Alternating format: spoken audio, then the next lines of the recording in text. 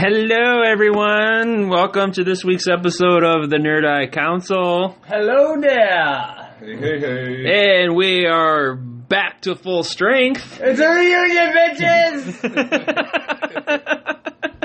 Guess who's back? Back again. Dude, you should have seen your face concentrating on that fucking... I know, dude. I was fucking concentrating, dude. So, Wreck-It Ralph is back. Ah! Yeah. Fucking douchebag, we're about to roast you. Wait. I told Nate, Nate's like, Ralph's coming back, man. And I'm like, yeah, I think so, man. It's cool. And I said, wait till that motherfucker gets on here, because I'm going to roast him.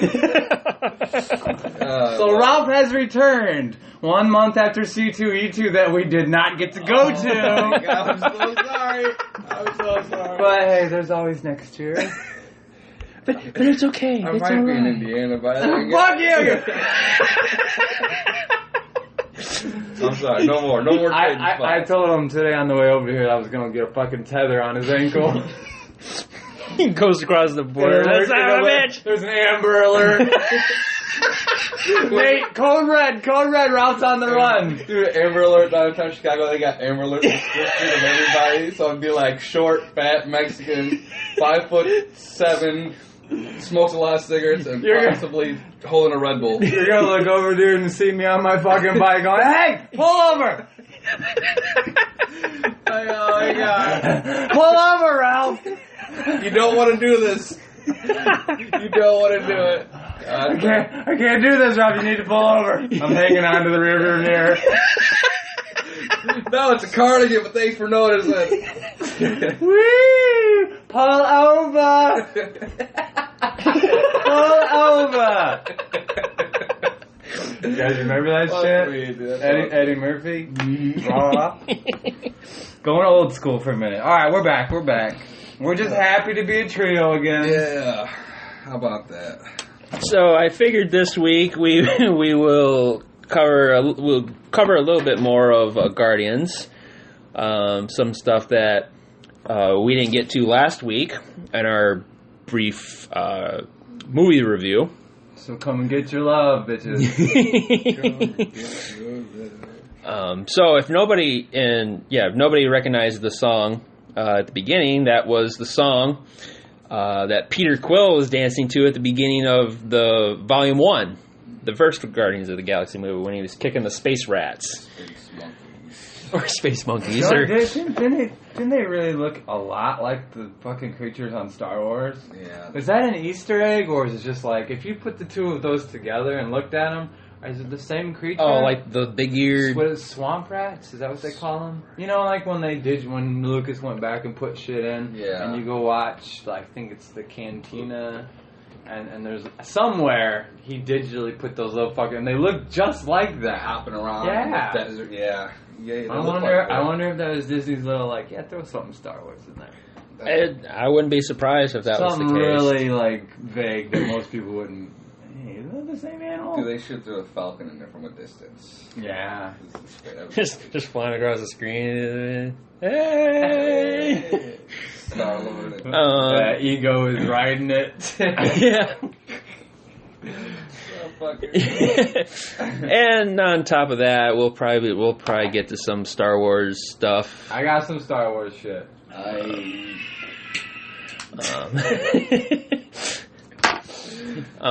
So, Don't burn your face for a minute, bro. I forgot it made noise.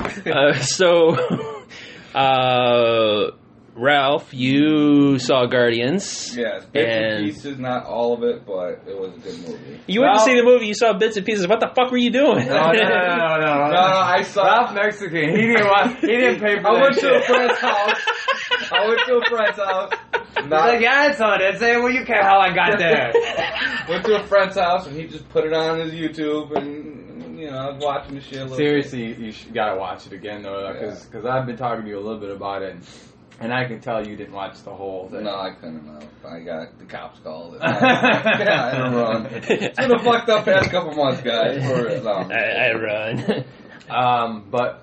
But Nate and I and Mendy last week went and saw it. I actually saw it again. I loved it.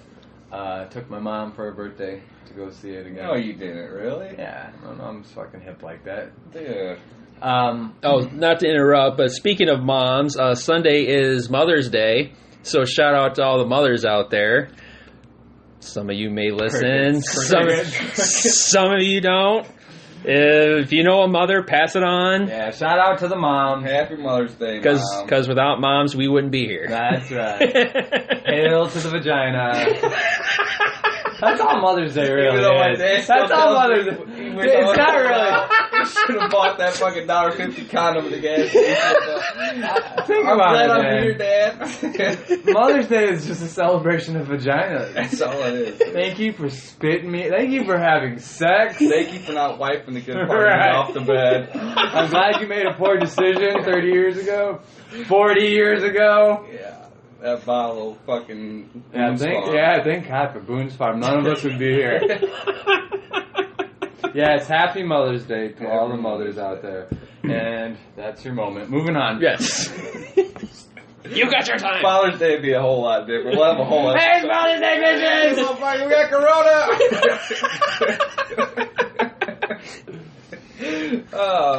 But yeah, like as I was saying, Guardians. We gotta talk a little bit, I think, about the end credit scenes because there was 5 of them, and at least two or three were like pretty meaningful. So maybe we should start out discussion there a little bit. You didn't see them, so we'll kind of drop the bomb on you and spoil it for you. I don't like spoilers, bro. Fuck you! You invented spoilers.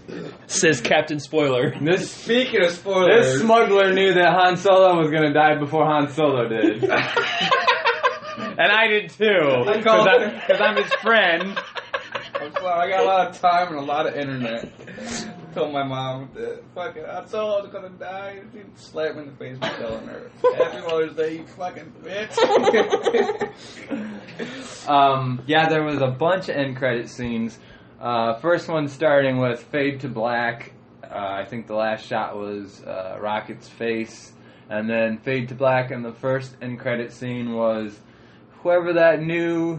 I'm gonna figure out the name. Yondu's second in command. Yeah, the Ravagers. Yeah, Yondu's second in command.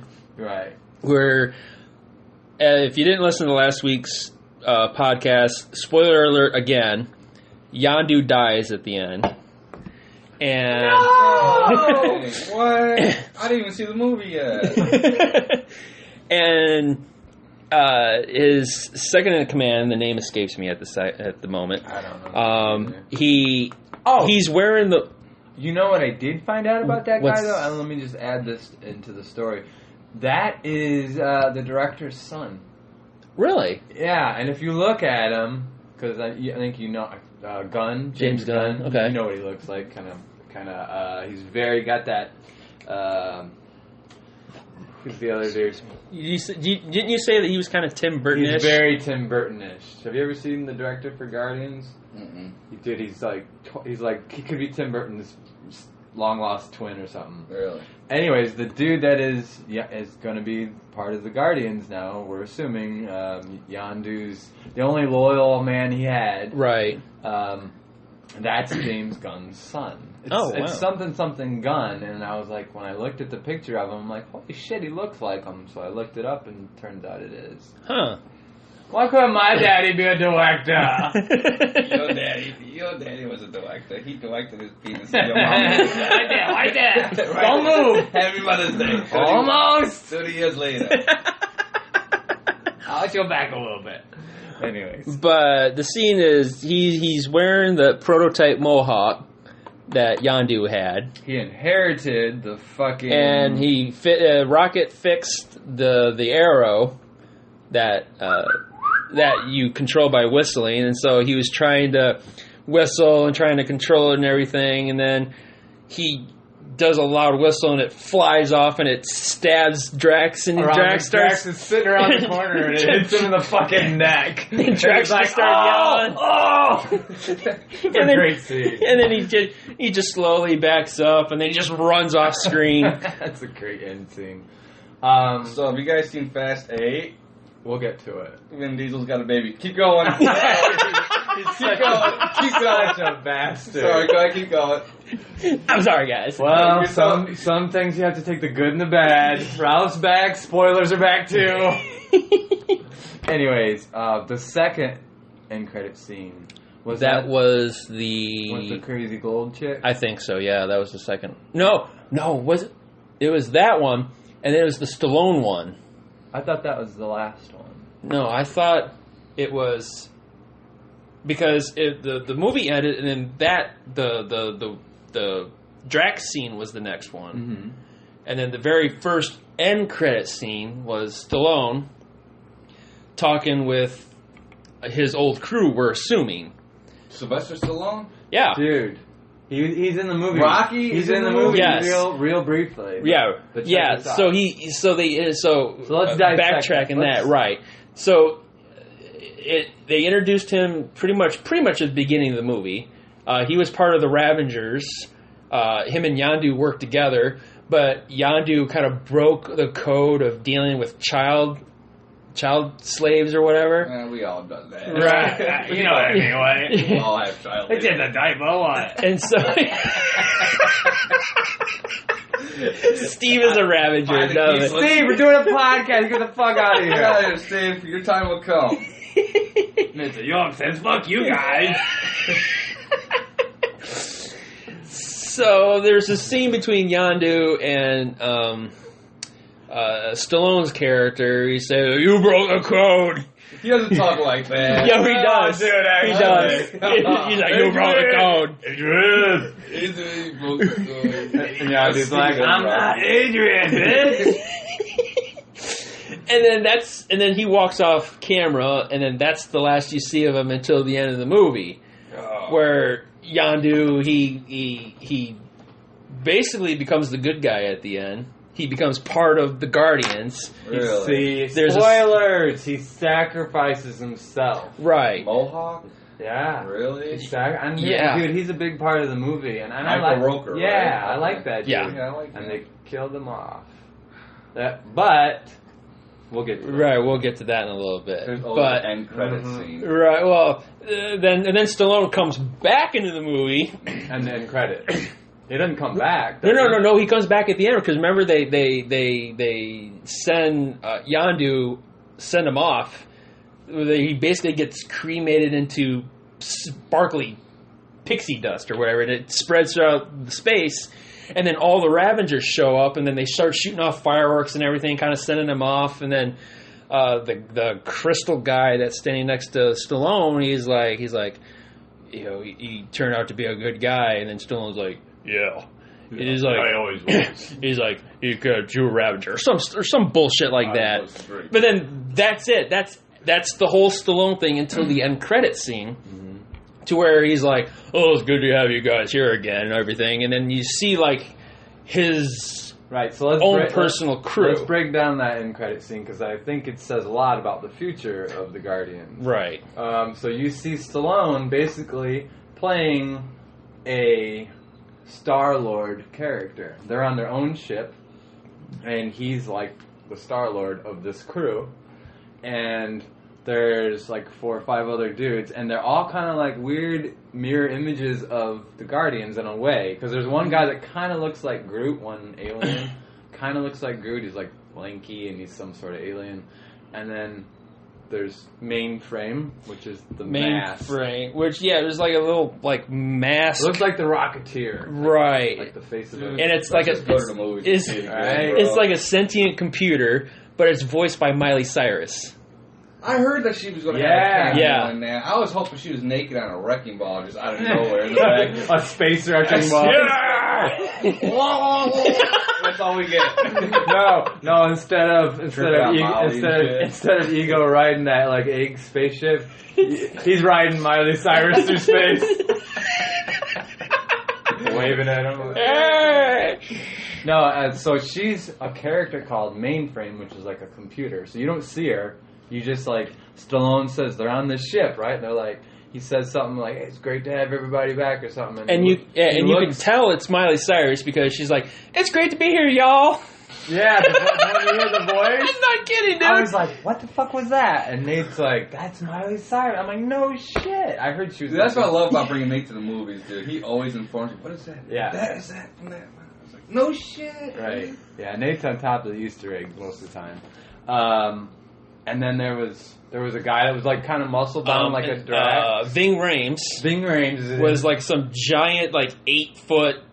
Ving fucking Rhames. Big burly guy for, I don't know. Big black dude, Ving Rhames.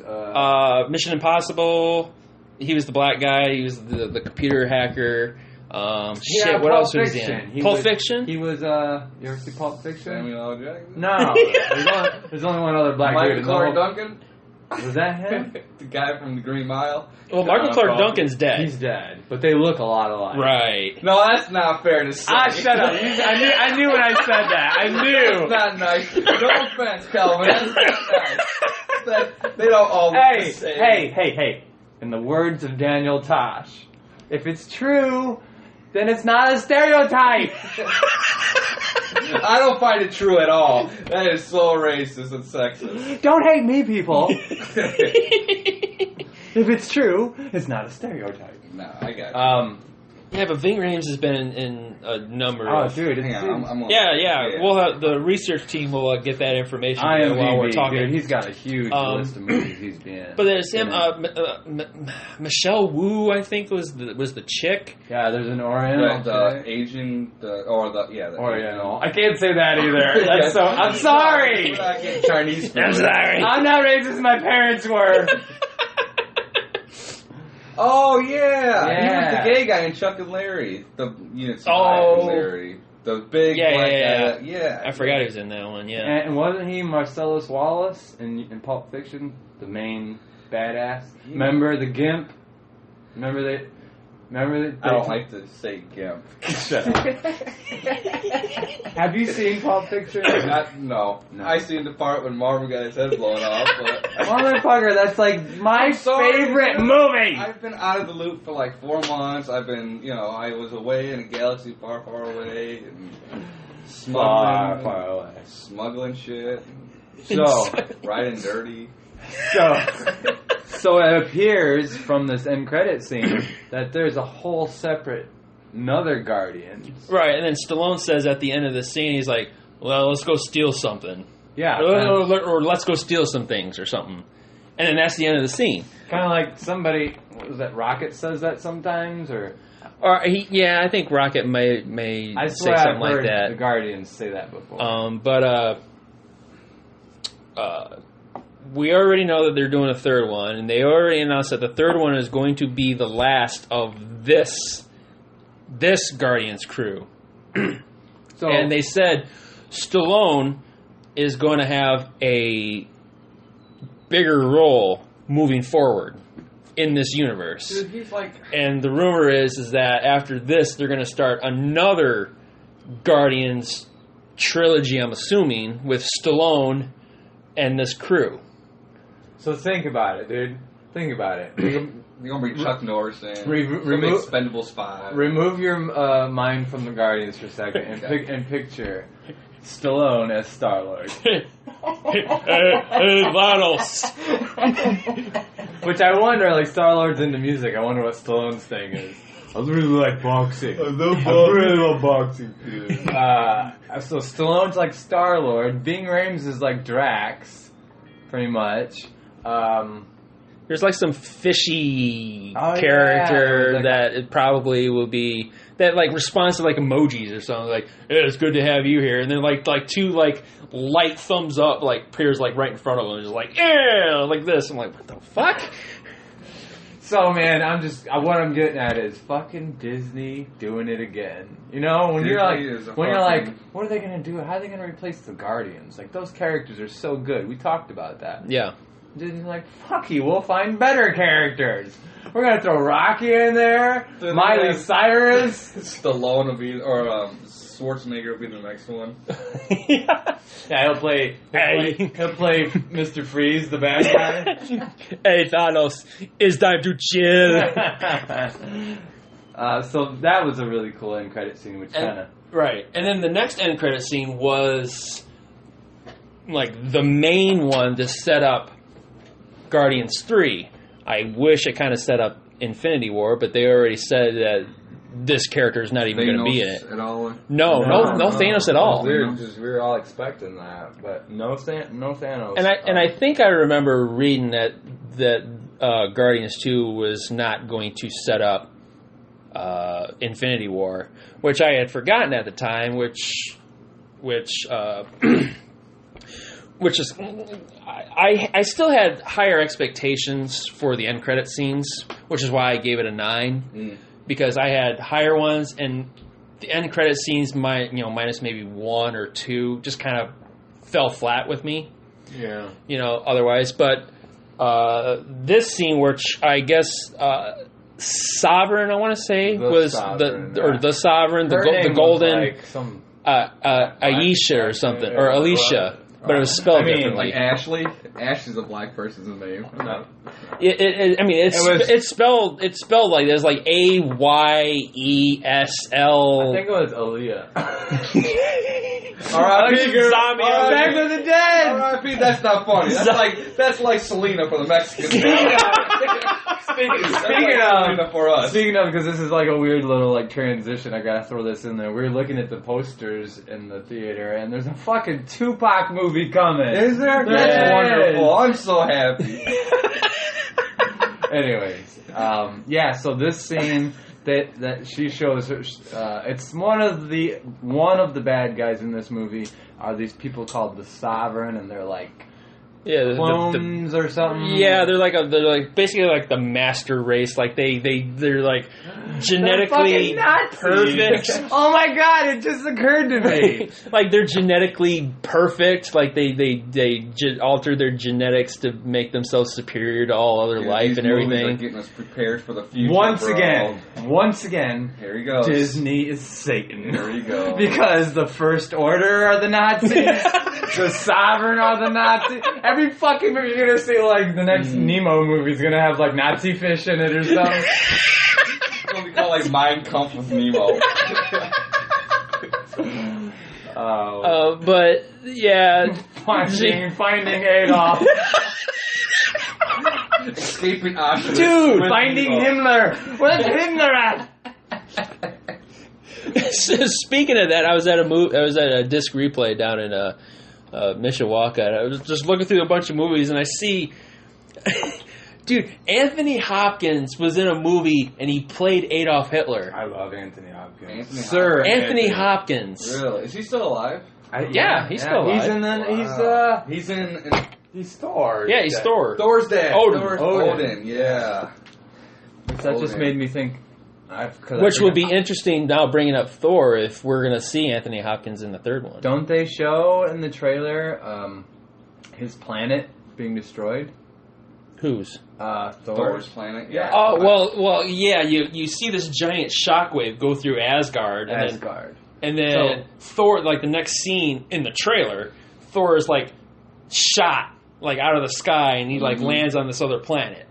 I've watched that trailer like over and over. So does that mean Odin is dead now? Because we were just talking about Odin, and I was like, oh fuck, I wonder if this is. He's like, okay, I did 3. Get the fuck off me now. Dude, I don't know, dude. I know it sounds crazy, but one of my favorite Marvel movies is the first Thor. Is it really? That one's one of my favorite ones. I don't know why. I don't know. I'm not a big. It's Thor. It's not really that long of a movie, but I think it's really good. I don't know. I've always liked Thor. The sexy ass and once Chris Hemsworth took over. Chris Hemsworth, dude, that's only Thor. I know, baby. I've never really been a huge Thor fan. I remember buying a couple comics back in the day and like, But then again, I'm not really big in like Greek gods and shit. That's not my thing. My son loves that shit. I don't. But Thor is probably like one of my weakest franchises. Really? Yeah, I hated the second one. Hate's too strong. I mean, I love Iron Man, but Dark World or whatever it's called. Dark World. Yeah. I was like, the second one was kind of... Yeah, the second one wasn't that great. But the third, Ragnarok, looks bad. Yeah, that looks awesome. And we just took a left. We just took a left on Thor Avenue. But no, that's okay. But I mean, this is what we do. You know, we'll be on a topic, and all of a sudden we'll do a sharp right. Talking about Nazis and Nemo. It happens. But the significant end credit scene, which we're going to see the Sovereign, which I guess they're going to bring back in the third one. You're not really excited about that, but yeah, it kind of depends on what role that they're going to play. Right. If they're going to play like what they played in the second one, which are like they're there, but they're not the main threat. Right. You know what I mean? But they really didn't feel like much of a threat at all in the movie. You know what I mean? Like there was. Even when they had, like, the whole fleet. Right, yeah, you know. They got rid of them pretty easily. Was it like them guys from Star Wars Episode 7? Remember when the guys in the red suit that came after Han Solo?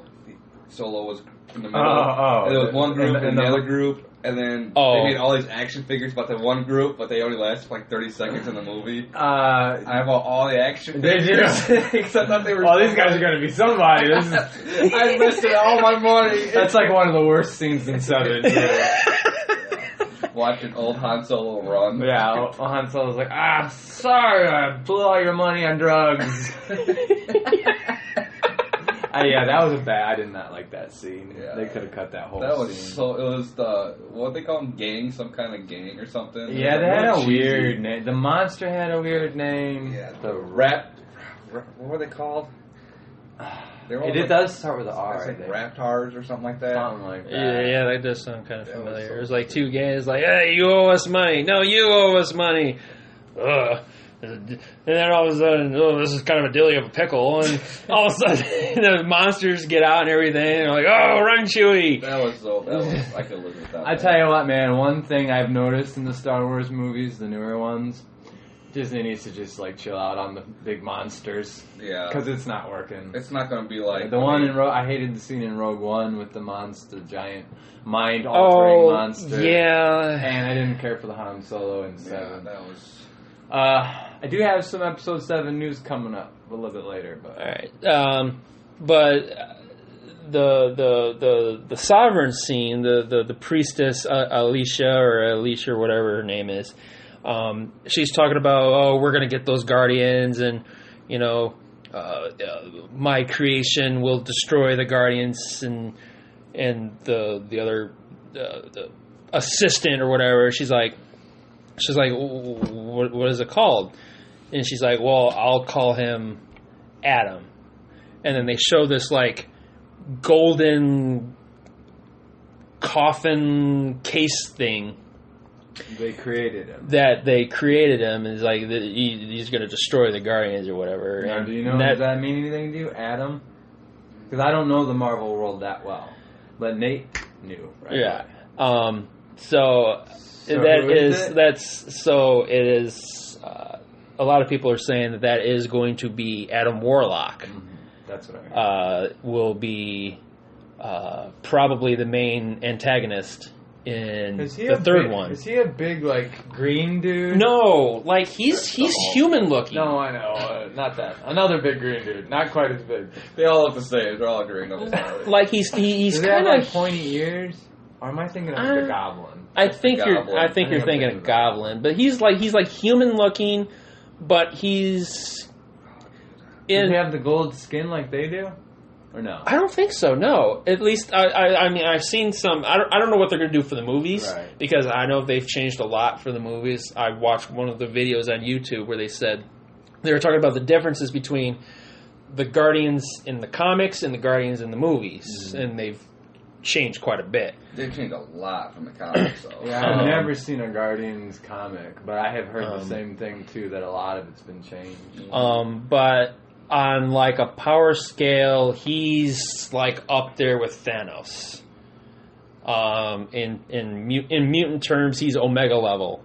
Like maybe he's even Phoenix level, like uber powerful. Maybe Adam Warlock is their next Thanos. That has also kind of lead to some speculation, but Adam Warlock actually becomes a hero. So then maybe sometime in the third one he just says, fuck you, Sovereign, I'm gonna do whatever I want because I can kill you in a snap of a finger. Or Avengers 4, maybe that's the storyline. Well, they already said he's not going to be in Infinity War. The first one. Well, yeah, Infinity War. Yeah, which is Avengers 3, but Avengers 4, that's still up. I mean, he could appear in that one. Right. Dude, it's going to be so weird seeing the Avengers 4 without noticing, like, anybody else. Like Strange and fucking... you know, because you had Civil War with all of them, and then you're going to go back to the original 4 or 5. I mean, you can't do that. You can call in the whole team if that's the case. So we should talk about Infinity War for a moment, because we haven't really touched too much upon Infinity War. And Not a lot of news has come out. We all know that they're filming at least Infinity War this year, all through this year. Now, originally they were supposed to film 3 and 4 back to back, but scheduling conflicts with some of the actors and everything, so they've probably pushed back 4. Yeah, 4. I have a question. But they're doing 3. We don't have any Mexican superheroes, dude. That is fucking racist. You guys got Mexican wrestling. They're basically superheroes. We use Bane as a superhero, dude, because he looks they like a took that Mexican shit from you, wrestler. too. They did. Hey, make him white. His name is Henry Willis. What the fuck? I know he's supposed to be a Latino wrestler. Make him white. That's my Christopher fuck. Nolan was like, gotta be white, or I'm out. We just need one cholo superhero. That's all we need. A little lowrider and shit rolling out. I can Hey, they got one in fucking your universe. What? Despicable Me. My universe. Fuck. No, Your dad, El Macho. Oh, he was a villain. Dude, have you ever seen that movie? No, I refuse to see that fucking movie. I hate that movie. I don't think I even told you this. They all like a bunch of I don't think I fucking- even told you this story. So, in case you guys are wondering what the fuck we're talking about, No, it's not true. if you've ever seen Despicable Me, Fuck you, The Jared. second one. no, but any of the Despicable Me, I got no hair, alright? It's not my fault. Ralph is Gru. They modeled Gru after Ralph. Not even cool, man. It's fucking eerie. So, anyways, It's nothing like me. I don't know if I told you this. Fucking minion. But I was the kids were over one weekend, and like I'm flipping channels, and I got like 4 channels of bullshit, you know. And it's actually Incredibles 2 was on at like 9 o'clock at night. I'm like, or not Incredibles 2. That movie's been on my head lately. Right. It has. Despicable Me 2 was on, and I'd never seen it, and I loved the first one, and I'm like, Roger Rabbit's on TV! And my kids are like, yeah, let's watch this. So it was kind of cool. We don't ever get to watch shit like that at my house. So we're all kind of sitting there watching it, and the bad guy, you've never seen it? Yeah, I've Seriously? seen some of it. All right. Bella likes that movie. All right, Yeah. I can see why. Grandpa. Oh, she's grounded. The bad guy comes in, like, and you don't know he's the bad guy right away. I was telling Nate this stuff. I told everybody this Oh, stuff. he's the one with the goatee? Yeah, it's your dad, dude. It is. I'm sitting here watching this That movie, is so fucked and up. then El Macho walks in, and he says, like, I don't know if he's talking to Gru or something, but you can kind of tell, like, he's not really a good guy. And I'm like, oh, so this is the bad guy? And I'm like looking at him, but that motherfucker looks like somebody I know. And I'm like thinking, holy shit, mind blown! It's Ralph Sr. Like, your whole family's in this movie, dude. 2 little minions. Ah, fuck What is it? I told you I was roasting your ass when you got here. You see one bald guy, it's me. All of a sudden. Holy shit, look at there's Montel Williams. It's just like Ralph. Fighting Montel lupus. Williams. Well, now that you mention it, wow. Fighting, what has he got? What's that disease he has? Montel? Yeah. Sickle cell? It's you. I'm not like this unless you're around. Yeah, I have no control over this situation. Alright, anyways, where the fuck were we? I'm sorry, I went on a little tangent there. My family are minions. So they're gonna. we're have, talking a little bit. Infinity War is what we were Infinity talking about. Adam Warlock is not going to be in the 3rd Avengers, but more likely in the 4th Avengers. Yeah, I could see him being the next big villain.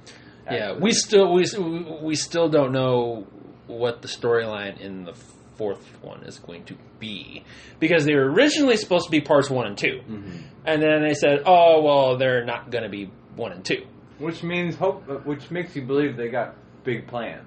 which so it's like there's going to be a story in Avengers 3, and then Avengers 4 is going to be like another story, but kind of like the conclusion. You know, so it's like something else. Like something happens in the third one, and it's going to carry over to the fourth one, and then the fourth one is going to be a solution or something like that. Yeah, if something happens, they all fucking die. No, I don't. Dude, now listen, I have to talk about this one little article I read. It was titled something about Infinity War, and many heroes might not make it through it. So, I start reading, man. And I hope Spider-Man's the first and fucking dude, go. there is a. I hate Spider-Man. Sorry. That just came out. That was a 90s term for all you liberals. Wow, we just lost the gay community right now. Yeah, now. all of our gay community, the followers. That's all. Millennials don't know what that word means. I thought these guys were cool, but... Cigarette butts. They're all cigarette butts. So this article was talking about a lot of superheroes that are in the Marvel universe. We might be coming to like a fantastic conclusion, and they were talking about almost for sure Chris Evans will not make it out of. Well, no, because there was always like a Captain America. There was right. What? Well, right now it's Falcon. Falcon, yeah. In the comics. Yeah. But kind of the cinematic universe, it seems to me, is kind of leaning towards Bucky. Bucky. Yeah. Is the way it's saying. I think they might go a different route, but the way they left Civil War hanging, and they're like, oh, he needs to go hang out with you in this cybernetic chamber. Yeah. And I'm like, oh, that's pretty obvious. That'd be awkward on Iron Man and shit. Yeah, so you can almost think for sure, Captain America, there's going to be a regime change there. So you're going to have to, because Captain and Iron Man are too close to blood fight, kill each other. You know, they were fighting, but they weren't, you know, when it came down to it, they weren't able to kill each other. So this is kind of tied into that. The article said, think about the significance of Thanos. And when did we first see Thanos? And it said something about, it was either at the end of Avenger. It was at the end. No. It was when Tony went into it was when Iron Man went into that black hole or whatever, wasn't it? And he saw like some vision. No, it was the first Avengers. That's when we first saw. Because we didn't and we saw see until it was the end credit scene where the one of the Chitauri acolytes or whatever is saying, "Oh, our army's been defeated." He's like, what did he say? Like to fight them is to invite death. And all of a sudden you just see him turn around I remember and that. smirk like, yeah, that's what I want. Because in the comic books, the reason why Thanos goes on this huge galactic conquest to wipe out all life in the universe was to impress Lady Death. Because he was infatuated with Lady Death, and a little known fact, the Pussy Stone. The Pussy Stone. I haven't heard that word in a long time. Both Thanos and Deadpool fought for Lady Death's approval. They were both infatuated with her because obviously Deadpool can't die. And Thanos thought to impress Lady Death by wiping out all life in the universe. And so there was this kind of like dynamic. They're both trying to win her affection and everything. No, I'm thinking of there's a scene, I believe it's in Avengers, where Stark has a vision of like all the Avengers dead. No, you're thinking of Age of Ultron. Is it Age of Ultron? Okay. Right, because it was at the Hydra base, and Scarlet Witch comes up behind him and then does her little voodoo stuff and makes him see this version. Right. Yeah, where the big Chitauri shark-looking thing takes off, and then he sees the Avengers, and then he also sees like different bodies, like some galactic. I think I read an article somewhere. It was like some Kree soldiers or something like that, and he sees all this death and everything, and then that makes him kind of kickstart the Ultron program because he's afraid. He's like, oh, I can't let this happen, so I really need to get Ultron up and going and everything. But that's the scene you're talking about. Okay, so this article mentions that scene and says two things. One, if anyone has ever read the comic Infinity War, which I have not. I got it. Do you? Yeah, I got it. I haven't read it, but it's in the car. It says it's fantastic. Yeah. If you're not going to read it, you should let me borrow I it. think it's in my car. somewhere in that trash compactor back then. Living in a van down by the river. Government cheese. So the article was like, in the comic books, Thanos pretty much like fucking wipes everybody out. Pretty much wipes everybody out. Yeah. And so they're like, that could be a definite, like, it's gonna happen. The other thing is, it's like, they're ending a decade's worth of phase 1, 2, and 3. And we've already heard that. Marvel's like, it's gonna be, Kevin Feige has already said, like, it's gonna be, the next phase is going to have new faces, it's gonna be drastically different, but the same Marvel feel, blah, blah, blah. And Kevin Feige and somebody else, I think maybe James Gunn or something, they were talking about whether they're going to call it Phase 4 or if they're going to call it something else. Because each of the phases, there was Phase 1, which led up to Avengers, and then Phase 2 led up to the second Avengers, Phase 3 to the third Avengers, I'm assuming, and then there's Phase 4. As of right now, so they're talking about, well, we might not call it Phase 4, we might call it something else. Mm-hmm. And they're kind of discussing what they were going to do in the future once Phase 4 comes into play. So they're looking into the future of the Marvel franchise right now and saying what direction they're going to go, because they've already said after the fourth Avengers movie, that's it for the big movie collaborations. Like, they don't know what to do other than beyond that. As of right now, they're not going to do any more of those. As of right now, of course, that could change in the next 2 or 3 years. Yeah, we don't want billions of dollars. No, fuck that, dude. We got Star Wars. You know, but I mean, it's So get back to what you're saying. Chris Evans could be gone. We don't know about Robert Downey Jr. He's gone. Dude, he's been doing it from the beginning. Yeah, you know what I mean? And the article actually said something about like they're paying him like $50 million plus per movie. Yeah, dude. And he's made, and it's only going to go up. He's made like 9 movies or something already. So I mean, you add that shit up, and Disney's probably looking at it like they don't really need him. Yes, although that hasn't been proven yet. We don't, not including the Spider-Man movie too. You know, he's been Iron Man, right? Spider-Man. They're paying him for that one too. Which, well, I would imagine there's a split paycheck. Well, yeah. One of the early. I wonder if that reports like $100 million for that. Well, yeah. One of the early reports was like, at first it was going to be Michael Keaton was announced for it, and then they said, oh, well, Michael Keaton's not going to be in it because Robert Downey Jr. is in it, and they're paying Robert Downey Jr. all this money. They're like, shit, you know, that's not right. And then I was like, no, Michael Keaton's going to be in it too. So I'm like, holy shit. So you got Robert Downey Jr. and Michael Keaton in the same movie, and I'm assuming they're both getting paid shitload of money. Fuck yeah, dude. That's Batman, it's Michael fucking Iron Keaton. Man. That's Batman and Iron Man. Right. I just watched that trailer again like a week ago, the Spider-Man trailer. Yeah. Fucking Keaton just knocks it out. I cannot wait to see it. If you focus on him, I cannot. We're going to see the movie, but he's not the bad guy. Yeah, I know he is the bad guy, but I cannot be like, kill that fucker. He's such a. I know. I'll be rooting against Spider-Man. Beetlejuice, dude. It's Beetlejuice, Batman. Yeah, you can't go against him. I'm one of my favorite actors of all time. Seriously. Well, it's like one of our earlier podcasts we had talked about, and I can't remember if you were here, but I don't think you were. Michael Keaton's character, Adrian Toomes, he was an owner of a small salvage company that would get called upon to go to these different hero disaster sites and to clean up the mess. Mm-hmm.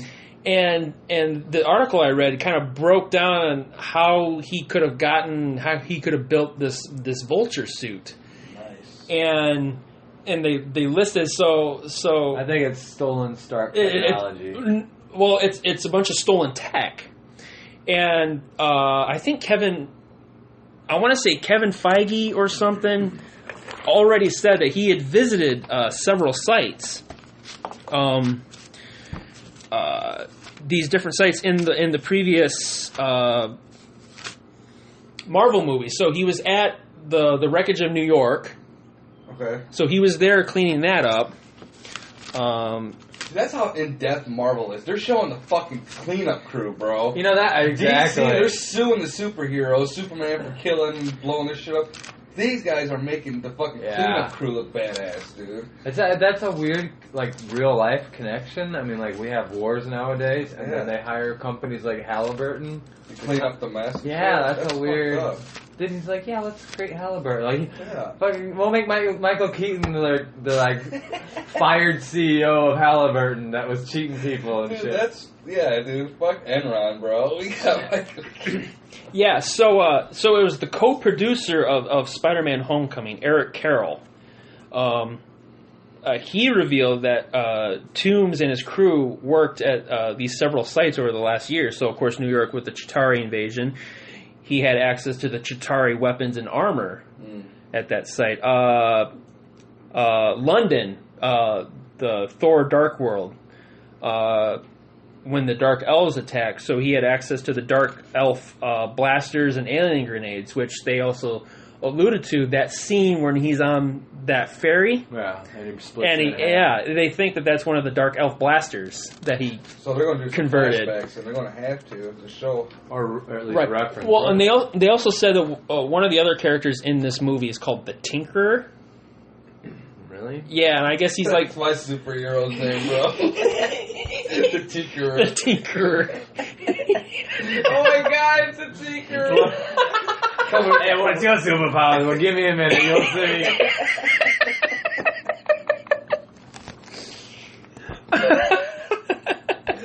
Holy shit! Right, so I think they alluded to that he has kind of something to do with kind of creating his suit too. But he was also at Sokovia for the Ultron assault, so he has access to vibranium armor and advanced AI. Nice. And I thought this was a really interesting one. Civil War. The scene at the beginning, Lagos or whatever. Yeah. When they're fighting Crossbones. That's when Scarlet Witch got in trouble. Right. Crossbones gauntlets. Those were salvaged. That gets tweaked, and they turn into Shocker's gloves. I was always wondering whatever happened to the leftover pieces, like Crossbones, fucking gloves and shit. Some random little Indian kid picks the shit up and blows it. Yeah, right. Yeah, it's like whatever happened to that shit. That makes sense now. Right. So, so now those become Shocker's gauntlets. Oh, that and awesome. Something happens where that turns him against Stark Industries. And I'm guessing, I'll bet you it has to do with like a contract. Or he worked with them or something. Well, and then Stark like says, no. And maybe Stark finds out that he's been taking shit. Well, I don't know what they're going to do in the movies, but they're kind of hinting at Toomes was the owner of a small salvage group. Mm-hmm. So, of course, he's got family to feed and everything. So, after the events of Age of Ultron, Tony Stark creates Damage Control, which is a large-scale global cleanup crew, which basically puts Michael Keaton's character out of business. So now he loses his house, and he probably loses his family. They move out, gets divorced and everything. Divorces him. Yep. And so he's like, you know what? Fuck Tony Stark. I'm going to take back what's mine, and and then that could be his motivation. That's a great idea because Ralph was just talking about like, man, I'm going to be rooting for Keaton. Yeah. I will too, but especially instead of just making him a bad guy. Give him a family man story. Yeah, give him some story you can go, oh, fuck, man, Tony did kind of fuck him over. Yeah, maybe that's when they'll be like, no, fuck Tony Stark. If he does die, then it's just like, that's in everyone's mindset. Like, well, he was an asshole, but they don't remember all the good shit he did. Just remember firing Michael Keaton.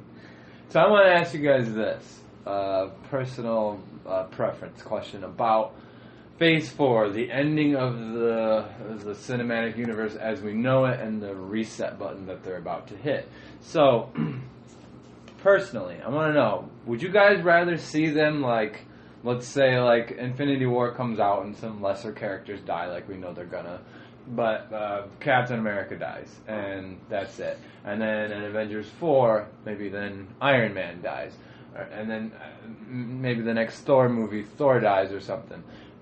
Would you guys prefer him to do it that way, or would you rather see a fucking... We all been waiting for Thanos to show up for like a decade. We need a blowout, dude. And just kills everybody.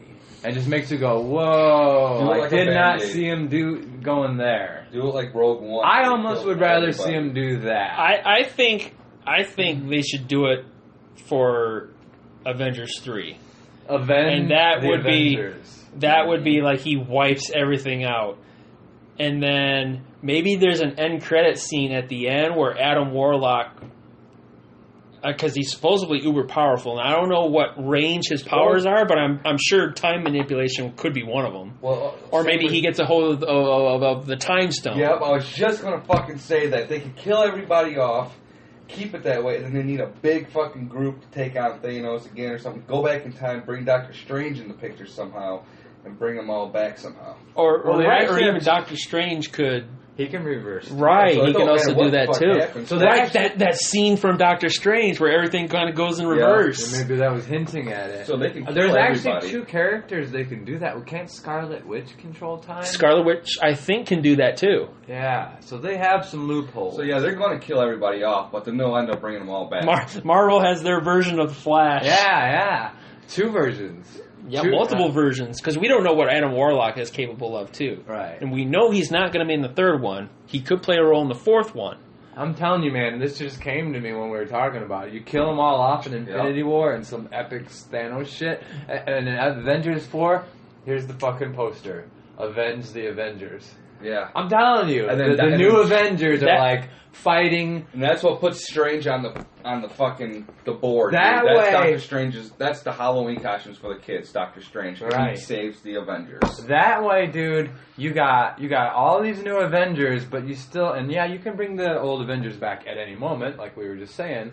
But you got all these new Avengers that are like, no, this is for the old Avengers. Mm-hmm. So you keep that like spirit alive of maybe Tony Stark's not going to do another movie, but we can always reference his ass. Yeah. You know what I mean? Or hey, this is for Captain America. You know, shit like that where people are like, yeah! Fuck Thanos who killed our heroes. I mean, avenge the event. Are you listening, Disney? 10%, that's all I ask. 10%. 10% of $5 billion. I'll just accept a phone call from Mickey Mouse, dude. That's cool with me, too. Dude, if I see that shit, if I see that title on a poster,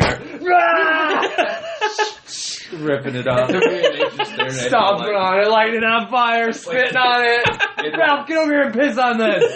Like, do you want to do it or do you want me to, Nate? Flip the table. Hold me back.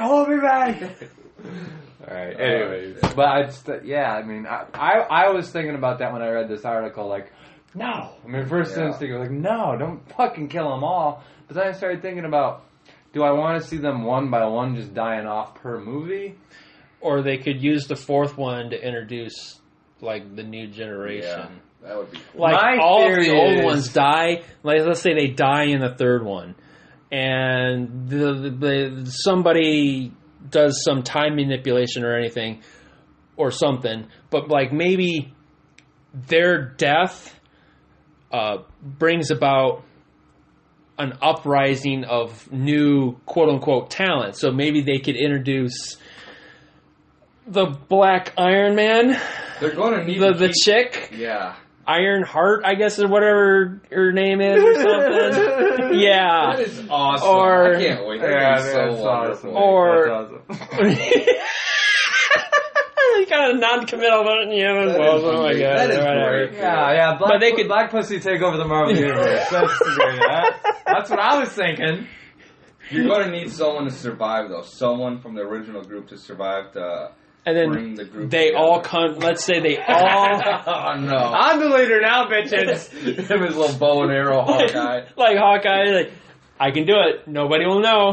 I can do it. Yeah, they were saying in this article that Hawkeye's a fucking goner for sure. Dude, because I mean, for obvious reasons, he's the lesser of the Avengers. And Black Widow. Yeah, I mean, I don't know. That's a nice piece of ass you can keep around for eye candy. Yeah, but if they keep fucking around with her and not, I think she should get a solo movie. I would go out and see a Black Widow movie in a heartbeat. I would, because they kind of teased origins in Age of Ultron. All right, well, you kind of saw glimpses of it. Do not do good at the box office on solo movies. Okay, that's just my viewing. Wonder Woman is going to flop. I'm gonna paint a. You think so? I think so. I'm gonna paint a picture for you. All right, the Black Widow movie. Are you ready? She wakes up. Okay, stop right there. Solved. I didn't even have to get to the part of she's in her underwear and tank top and she slides those leather pants on. Sold. Take my money. I don't care if there's a villain. You'd have to have it really good, not sex appeal, but really good. Because it's what it is, man. I mean, would you rather go see a Scarlet or a what the hell's the bitch's name again? Scarlet Witch. Yeah, her or Black Widow movie or a fucking Iron Man 4. Give me Iron Man. I mean, that's just, I know, but see, I don't think we're ever going to get an Iron Man because I think Robert Downey Jr. is kind of settled into more of a supporting role. Yeah, I don't know. No, I don't.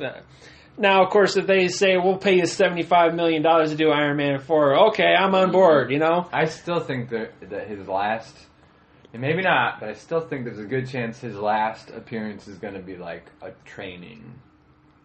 It could be. He might be the one that survived out of the whole group, and he might do the training for the new group. And kind of takes it upon himself. Well, he's already doing it with Spider-Man. I mean, he was already feeling guilty about the Vision and everything, you know? So maybe if they all die and he survives, he's like, I have to keep this going. And he knew it was going to happen. Yeah, and he didn't say shit, and then it happened. You're going to need two random people like Iron Man and Strange to work together. I'm telling you, this is my theory, though. I think, this is my theory, I'm calling it now. I think Captain Marvel is going to be the flagship of the next phase.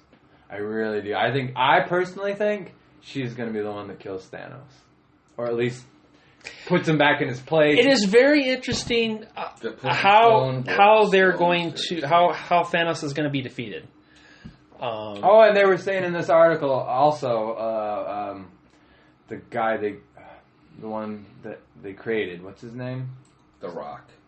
He's got a rock on his forehead. Vision. They said he's a goner. Because he's powered by and they're like, obviously Thanos is going to have all of the stones. Well, right, but I don't think he's gonna. I don't think he's gonna die just because the stone's taken out. I think that's his whole.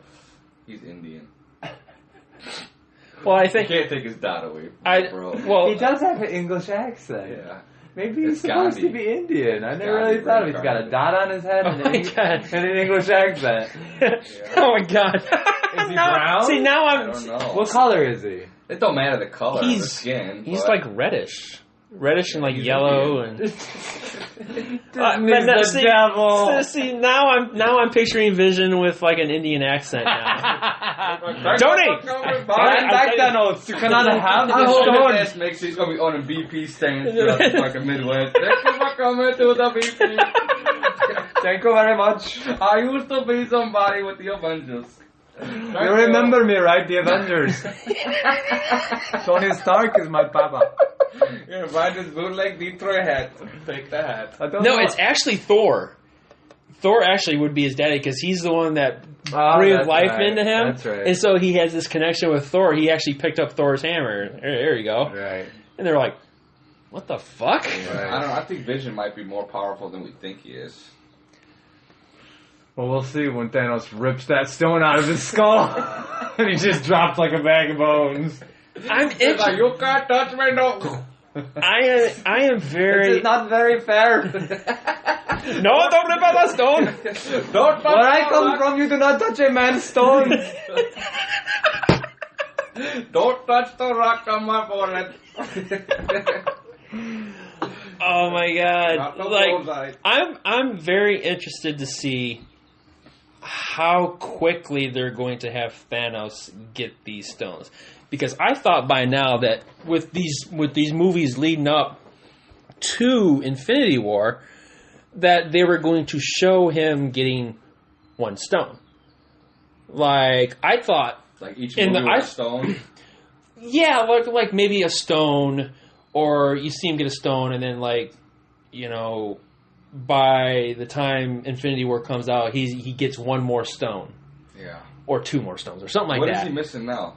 He hasn't gotten any of them yet. Really? All I thought he was missing one more, and it was time travel. Well, they're still missing one stone that they haven't revealed yet, but a lot of people are thinking it's going to be in the Thor movie coming out. That's when Black Widow gets her own movie, and it's the Pussy Stone. We're back to that. She's like, I didn't want to tell you guys, but here it is! I didn't see that coming.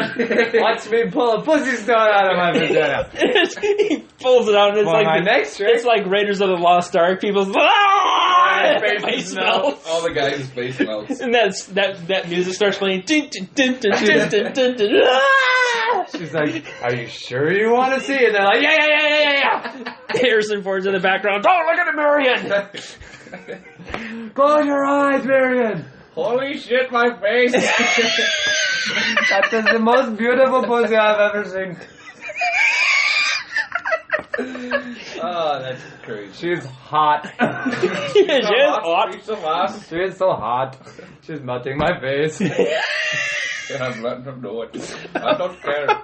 Thank you, come again. See, now I thought that they had all of the stones but one. I thought they did. They've too. shown all of them but one. But they have not shown his gauntlet. No, they've showed his gauntlet, but he hasn't gotten any of the stones yet. See, I thought Because they showed all the last scene we see of Thanos was at the end of. Wasn't he in Isn't it Doctor Strange? That's what I. No, it wasn't Doctor Strange, because the scene in Doctor Strange was him talking with Thor. Because Thor was looking for Loki, and then Doctor Strange is like, if I help you find your brother, will you go back to Asgard? And he's like, yeah. He's like, okay, well, let's get to work. Okay. And Doctor Strange is going to be in Thor. He's going to play a big part in Thor. So it's actually kind of cool that they haven't shown Doctor Strange in the trailers yet, which is like, ooh, what's going to happen and everything. Hulk, Thor, and Doctor Strange. And Loki. And Loki, that's right. Yeah, Loki's going to be in this too. The only fucking decent villain in the whole MCU, honestly, yet. They've Besides also Michael Keaton. and yeah, well, exactly. Right. Yeah, Michael Keaton. And Samuel Jackson might have let it slip that Red Skull's coming back, I think, in Infinity War. I think he's coming back. He's got to come back. He's too big of a superhero. He's Captain America's main villain. Yeah, I mean, Loki's still chilling out there. Matter of fact, that might even be the way Captain America goes. Red Skull. Yeah. That would do it justice. The good thing you brought that up, because there was the Spider-Man, the animated series, there was one where he runs into Captain America and he's fighting the Red Skull and everything. And he's fighting the Red Skull, and it was some dimensional portal or something they pulled Skull out of it. And so he sacrifices himself. He grabs Red Skull and he goes into the dimensional portal, and so they both get locked away in this other dimension. That might be how they do it. Like he just goes into another dimension, and they kind of leave Captain America off into the abyss somewhere or whatever. Take that shit outside. Don't do it to my gas station. Sure, Vision. Please leave the store if you're going to fight. Please leave the store. Talk to you later, Ben.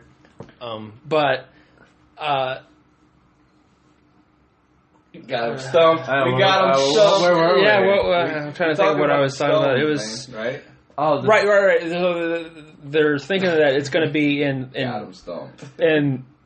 the Thor movie, and I think they said the main villain Hela. Jeff Goldblum. Well, he's not Hela.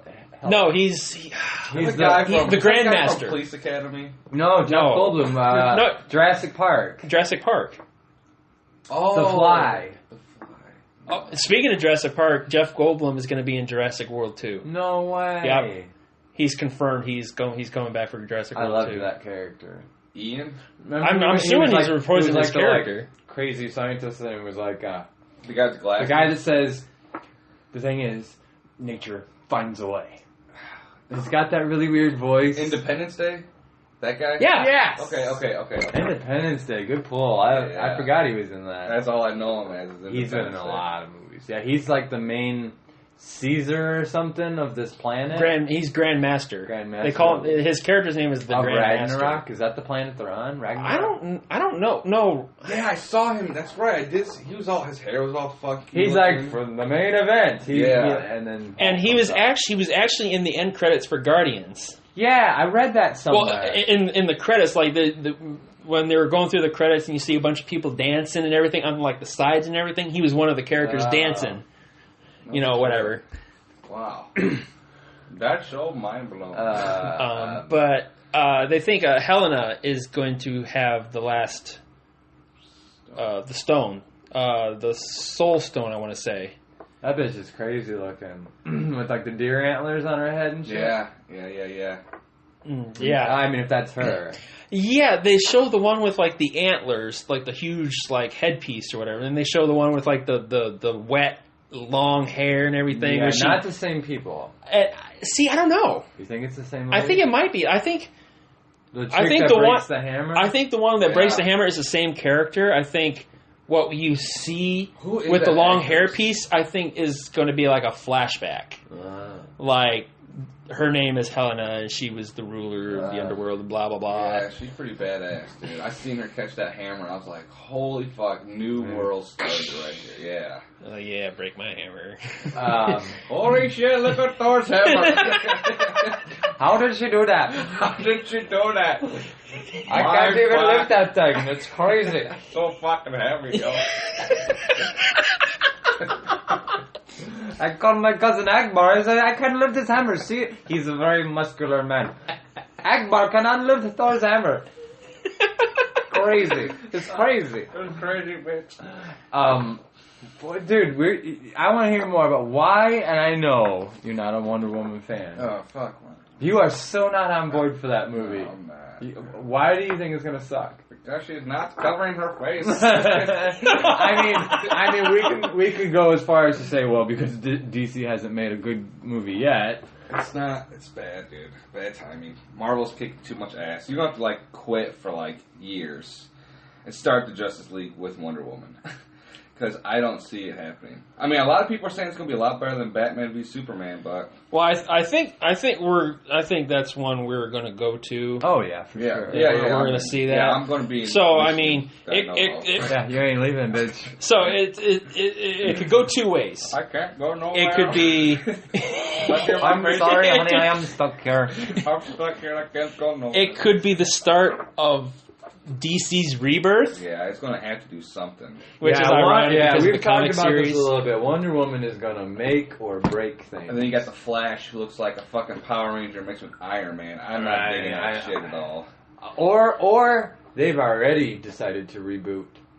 Whether DC? Yeah, I've heard this theory. Collider was talking about it. And Collider's usually on top of shit, and they're saying, we think at this point it's too late. And you can't keep rebooting it, though, man. They've rebooted it 3 times since fucking Robert Downey Jr. has been Iron Man. I have a hard time thinking Ben Affleck is going to be Matthew Vaughn's Batman. I have a hard time. You know, Matt Vaughn is now going to, we know, at least 3 Batman movies. At least. They've pretty much given him the keys to the Batman universe. So, by doing that, doesn't that almost imply right there that they're rebooting it? I just want to know where the fuck are we at in the DC universe, dude. I don't even know if they know. There's like 20 years ahead of time. Robin's dead. Oh, you mean a timeline? Yeah, a timeline. Like Ben Affleck. He's approximately. Are we old man Batman? He's approximately like early 40s. Old Man Logan meets Old Man Batman. I remember reading that somewhere, that Bruce Wayne in that movie is approximately 42 or something like so that. You had the Christian Bale that was in the 30s, Ben Affleck in the 40s. So we're talking like... Christopher Walken. We're talking at least a decade went by from Nolan's Batman, at least. 10 years. See, I wish they would have kept that storyline going, dude. I wish they would have kept it in the same universe. I believe me, at this point, I think Warner Brothers is saying the same shit. I wish they would have kept it. I wish we would have just fucking paid him anything to make more. Now, it could be possible, and we don't know how the Batman film that Ben Affleck is supposedly still working on. or they're still doing. Supposedly. We don't know where that's going to go. No. We do know that they are making a Nightwing movie. That's God, confirmed. Finally, something with Nightwing. A Batgirl movie that they're doing. Who's gonna play Nightwing? Very good question. Yeah, let's Joseph Gordon-Levitt. I know, man. You're thinking Joseph Gordon-Levitt? That's the only thing that can love, save seriously, him with longer hair. Yeah. I would love to see That's that. the only thing that can save this I don't universe. think he'll do it. I don't think he'll do it. So let's say he won't do it. Who else? Because that's my first choice too. And you know what popped in my head when you were Nightwing movie? Instantly, Star-Lord. Chris Pratt? No, You he's can't too see big. that? He's too big. You can't see that. He's too tall and bulky, and I'm thinking The Rock or Vin Diesel. No, The Rock cannot be Nightwing. I couldn't see that. That's a joke to you. All right, I was going to say, fucking Jesus Christ, he's taking everything over. I made the goof. I'm sorry. I was just fucking with you. Yeah, I'd seriously, I could see Chris Pratt. I really could. I mean, he's got to have a different hairdo, but They'll bring someone really young in there doing it. I hope They'll not. bring like a Bieber millennial. I hope They need to have like Joseph Gordon-Levitt or It's got to be a younger guy. It's got to be somebody younger than Batman. I saw a post on Facebook, and it's nothing substantial, no breaking news or anything. But somebody had posted a picture. I don't know if any of you have watched Supernatural.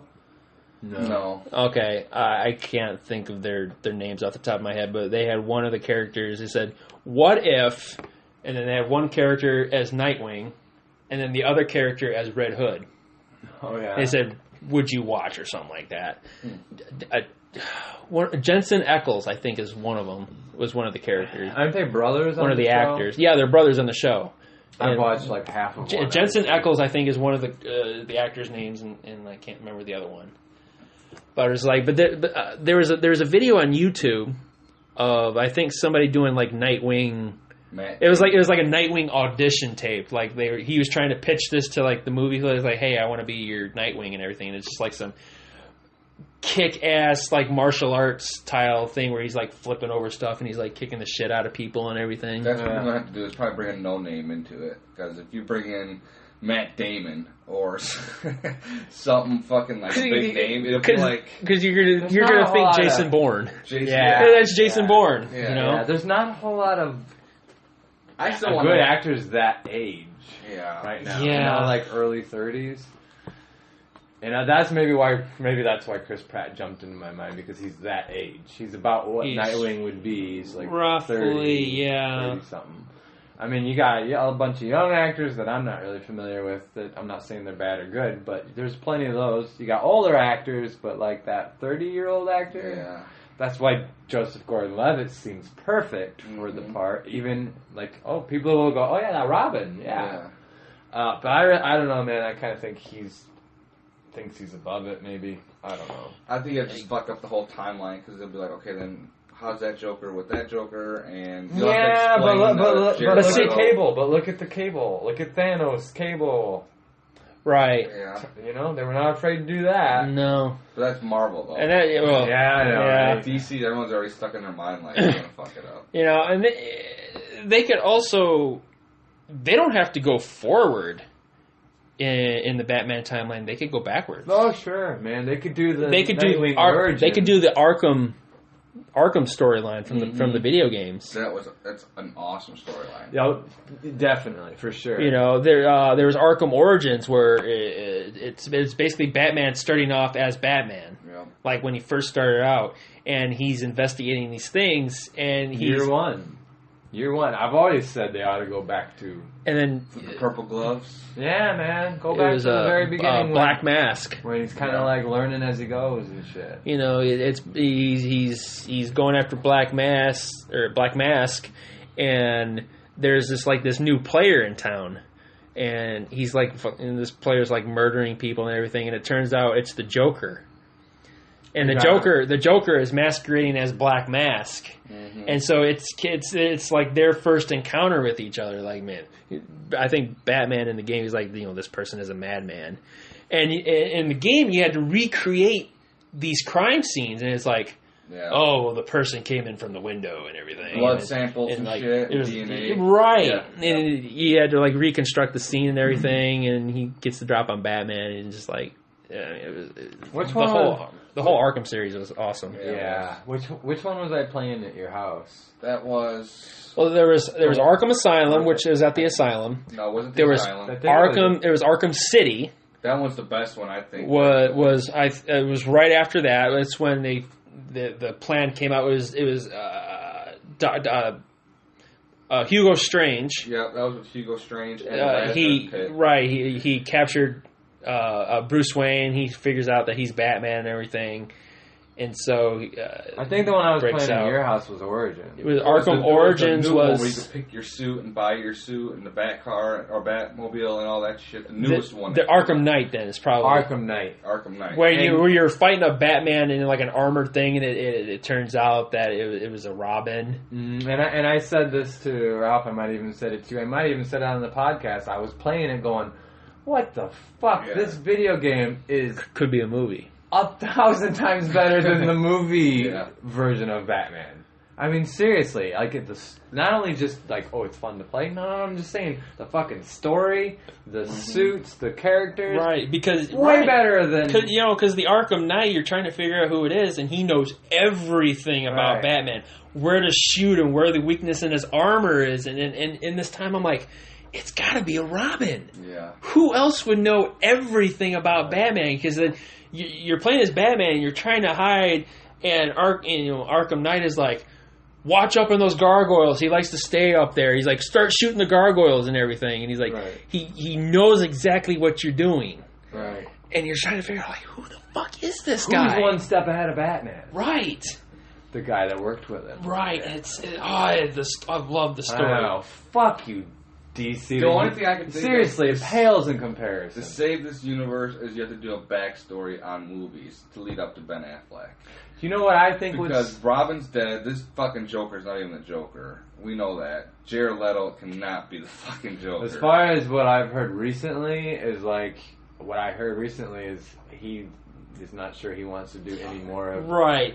And... like, they fucked him over in Suicide Squad. You heard about this? That there's a...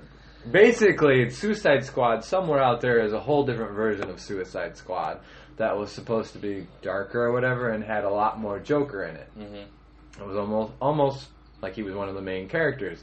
And in Suicide Squad, the version that hit the theaters, Joker's a background character. Yeah. Right, and I think the director also came out and said he kind of regrets not making the Joker the main antagonist of the movie. Right. Like he's like, yeah, I probably should have had the Joker be the main bad guy. And Jared Leto, the guy playing the Joker, had said like to more than one interview, like, yeah, I don't know, man. Like they cut me out of the movie, basically. Jared Leto would be a good Nightwing too.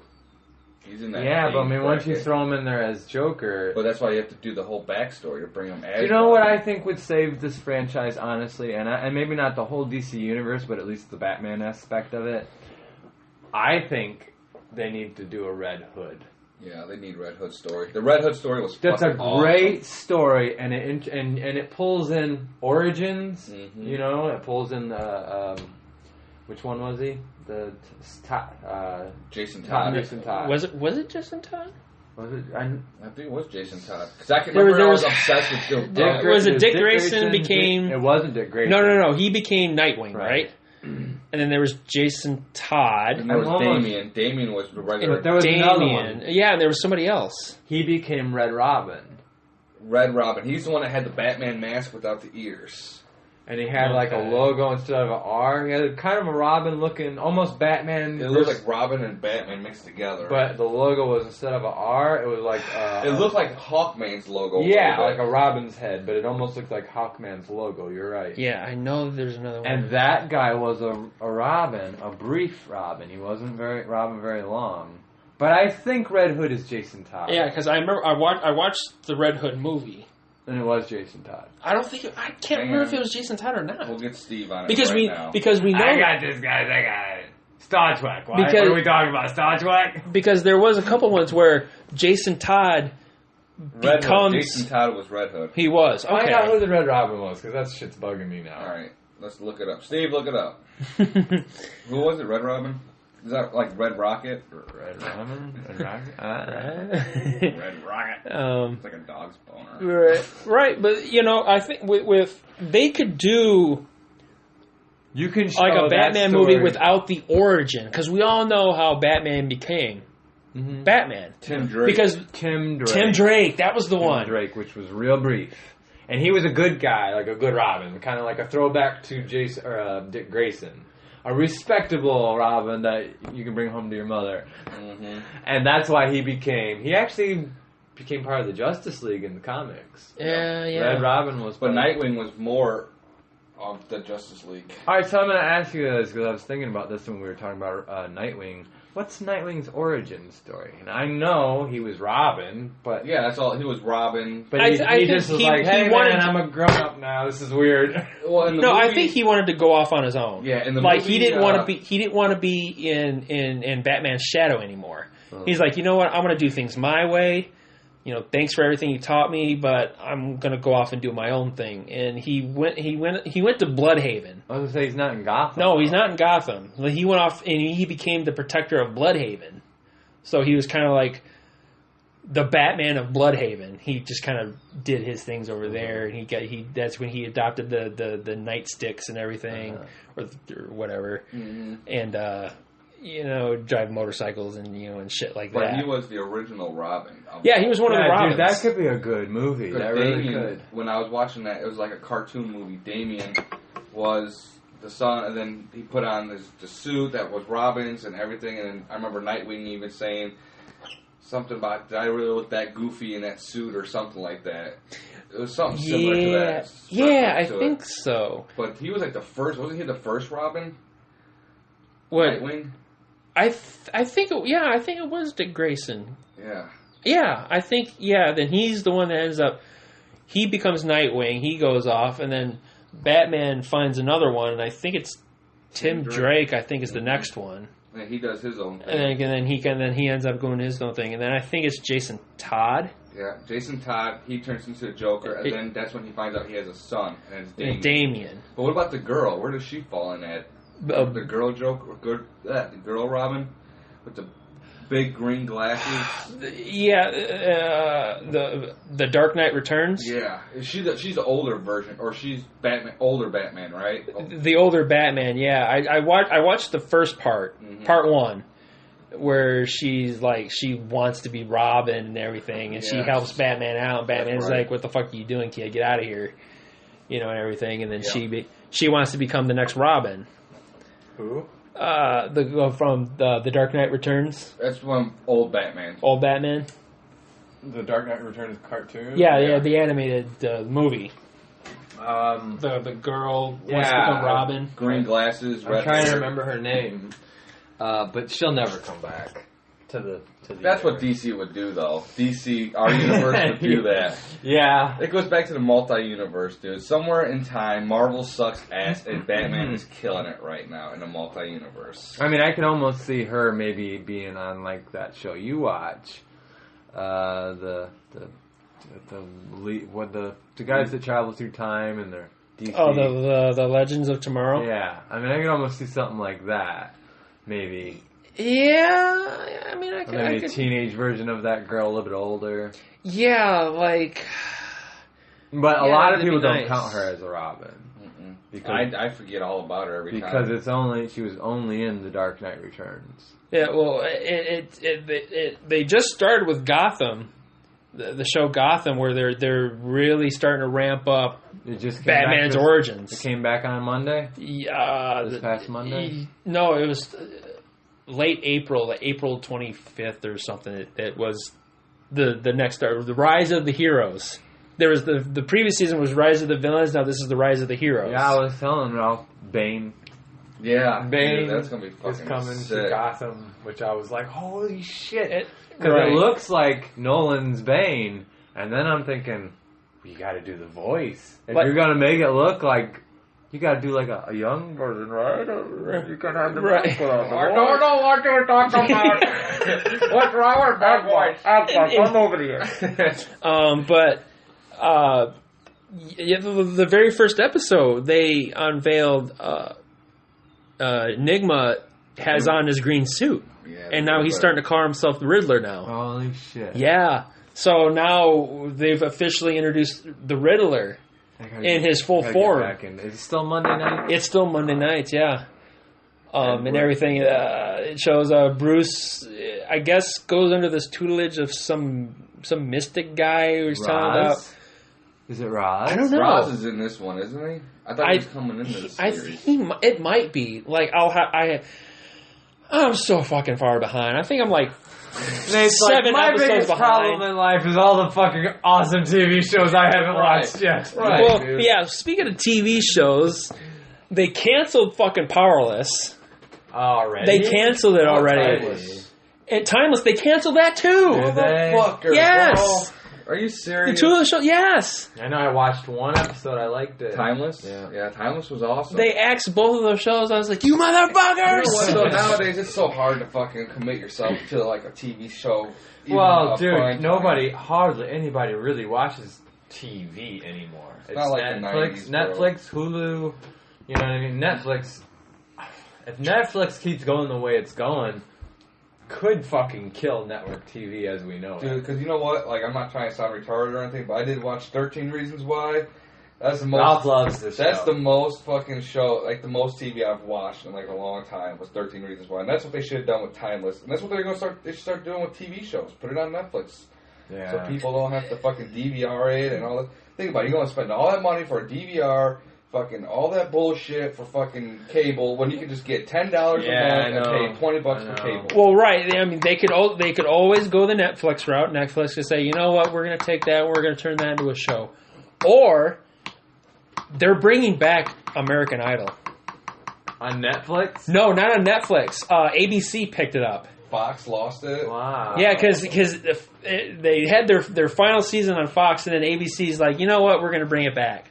Wow. So American Idol is coming back on ABC. I don't know. Look at So Kelly another Clarkson, network could pick it up. CW might say, you know what, we'll pick up Powerless. Yeah. DC Universe, Yeah. they could bring that into the True. into the That's CW juggernaut that is the DC Universe Well, yeah, 'cause now. they did that with Supergirl. Right. Exactly. Supergirl was on CBS. Nate's CBS like, is I got hope, baby. Don't take Powerless. CBS. It was on CBS. Nate's like, DC, are you listening to me? Don't take power. I'm the one guy that watched it. Well, I guess they were. I didn't know this, but there were two versions. The version that they had that they unveiled at San Diego was supposed to be an insurance company. Like they would put insurance claims. They would help the customers and insurance claims on like power damage or whatever.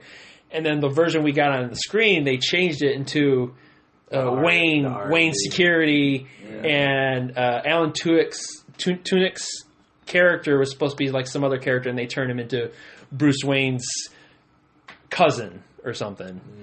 And I still thought it was a good show, but I guess a lot of people said... That's the problem. You can't get involved with TV shows because that shit gets canceled. Yeah, they cancel it on your ass They and cancel just so laugh. fucking fast, dude. Yeah, they don't have to end television shows. It's just, it didn't work. We're not going to tell you what happened. Yeah. You're going to have to go to Netflix or Hulu or something because... I'll tell you what, man. There's There's been talk about it for years and years and years, and it looks like it's coming soon. The Star Wars TV show, the live-action TV show that I hear that there's still Lucasfilm still is. It's got to be Netflix. It's got to be, and that's the point where I go, fuck it, take my money. I need Netflix. I need it. That's going to be the last straw. As soon as they have it, you're like, you know what, fuck it. Yeah, Netflix. Netflix has got to. We're announcing the Old Republic on. Oh fuck! Take my money, and we're raising the price to $20 a month. I don't care. You see, I think that will actually do you good once you get on a different carrier than what you're currently on now. You know, Sprint or whatever. Because I have a decent connection out here, so I mean that should. And you can watch Netflix on your phone whenever you want to. Yeah, exactly. Yeah. I missed the fuck out of Netflix. I had it for 6 months or so out of my life, and I was like, It's awesome. Dude, it's addicting, bro. Yeah. I'm telling you, dude, I would go. There was times where we were watching 13 Reasons Why every night until we got done watching that show. Yeah, I got into American Horror Story only because of Netflix. I never would have watched that on regular TV, but Netflix is awesome. Yeah, my wife loves that show, but I guess the American Horror Story with this past one, it was Roanoke or whatever. It was supposed to be like some. Oh no shit! Yeah, Roanoke. I love that story. The Lost Roanoke Colony. It's like it's a historical. I say I love the story, but I'm like, what is it again? Some about these explorers came to the New World back in like the 1500s or 1600s. It was before. I think it was before Jamestown.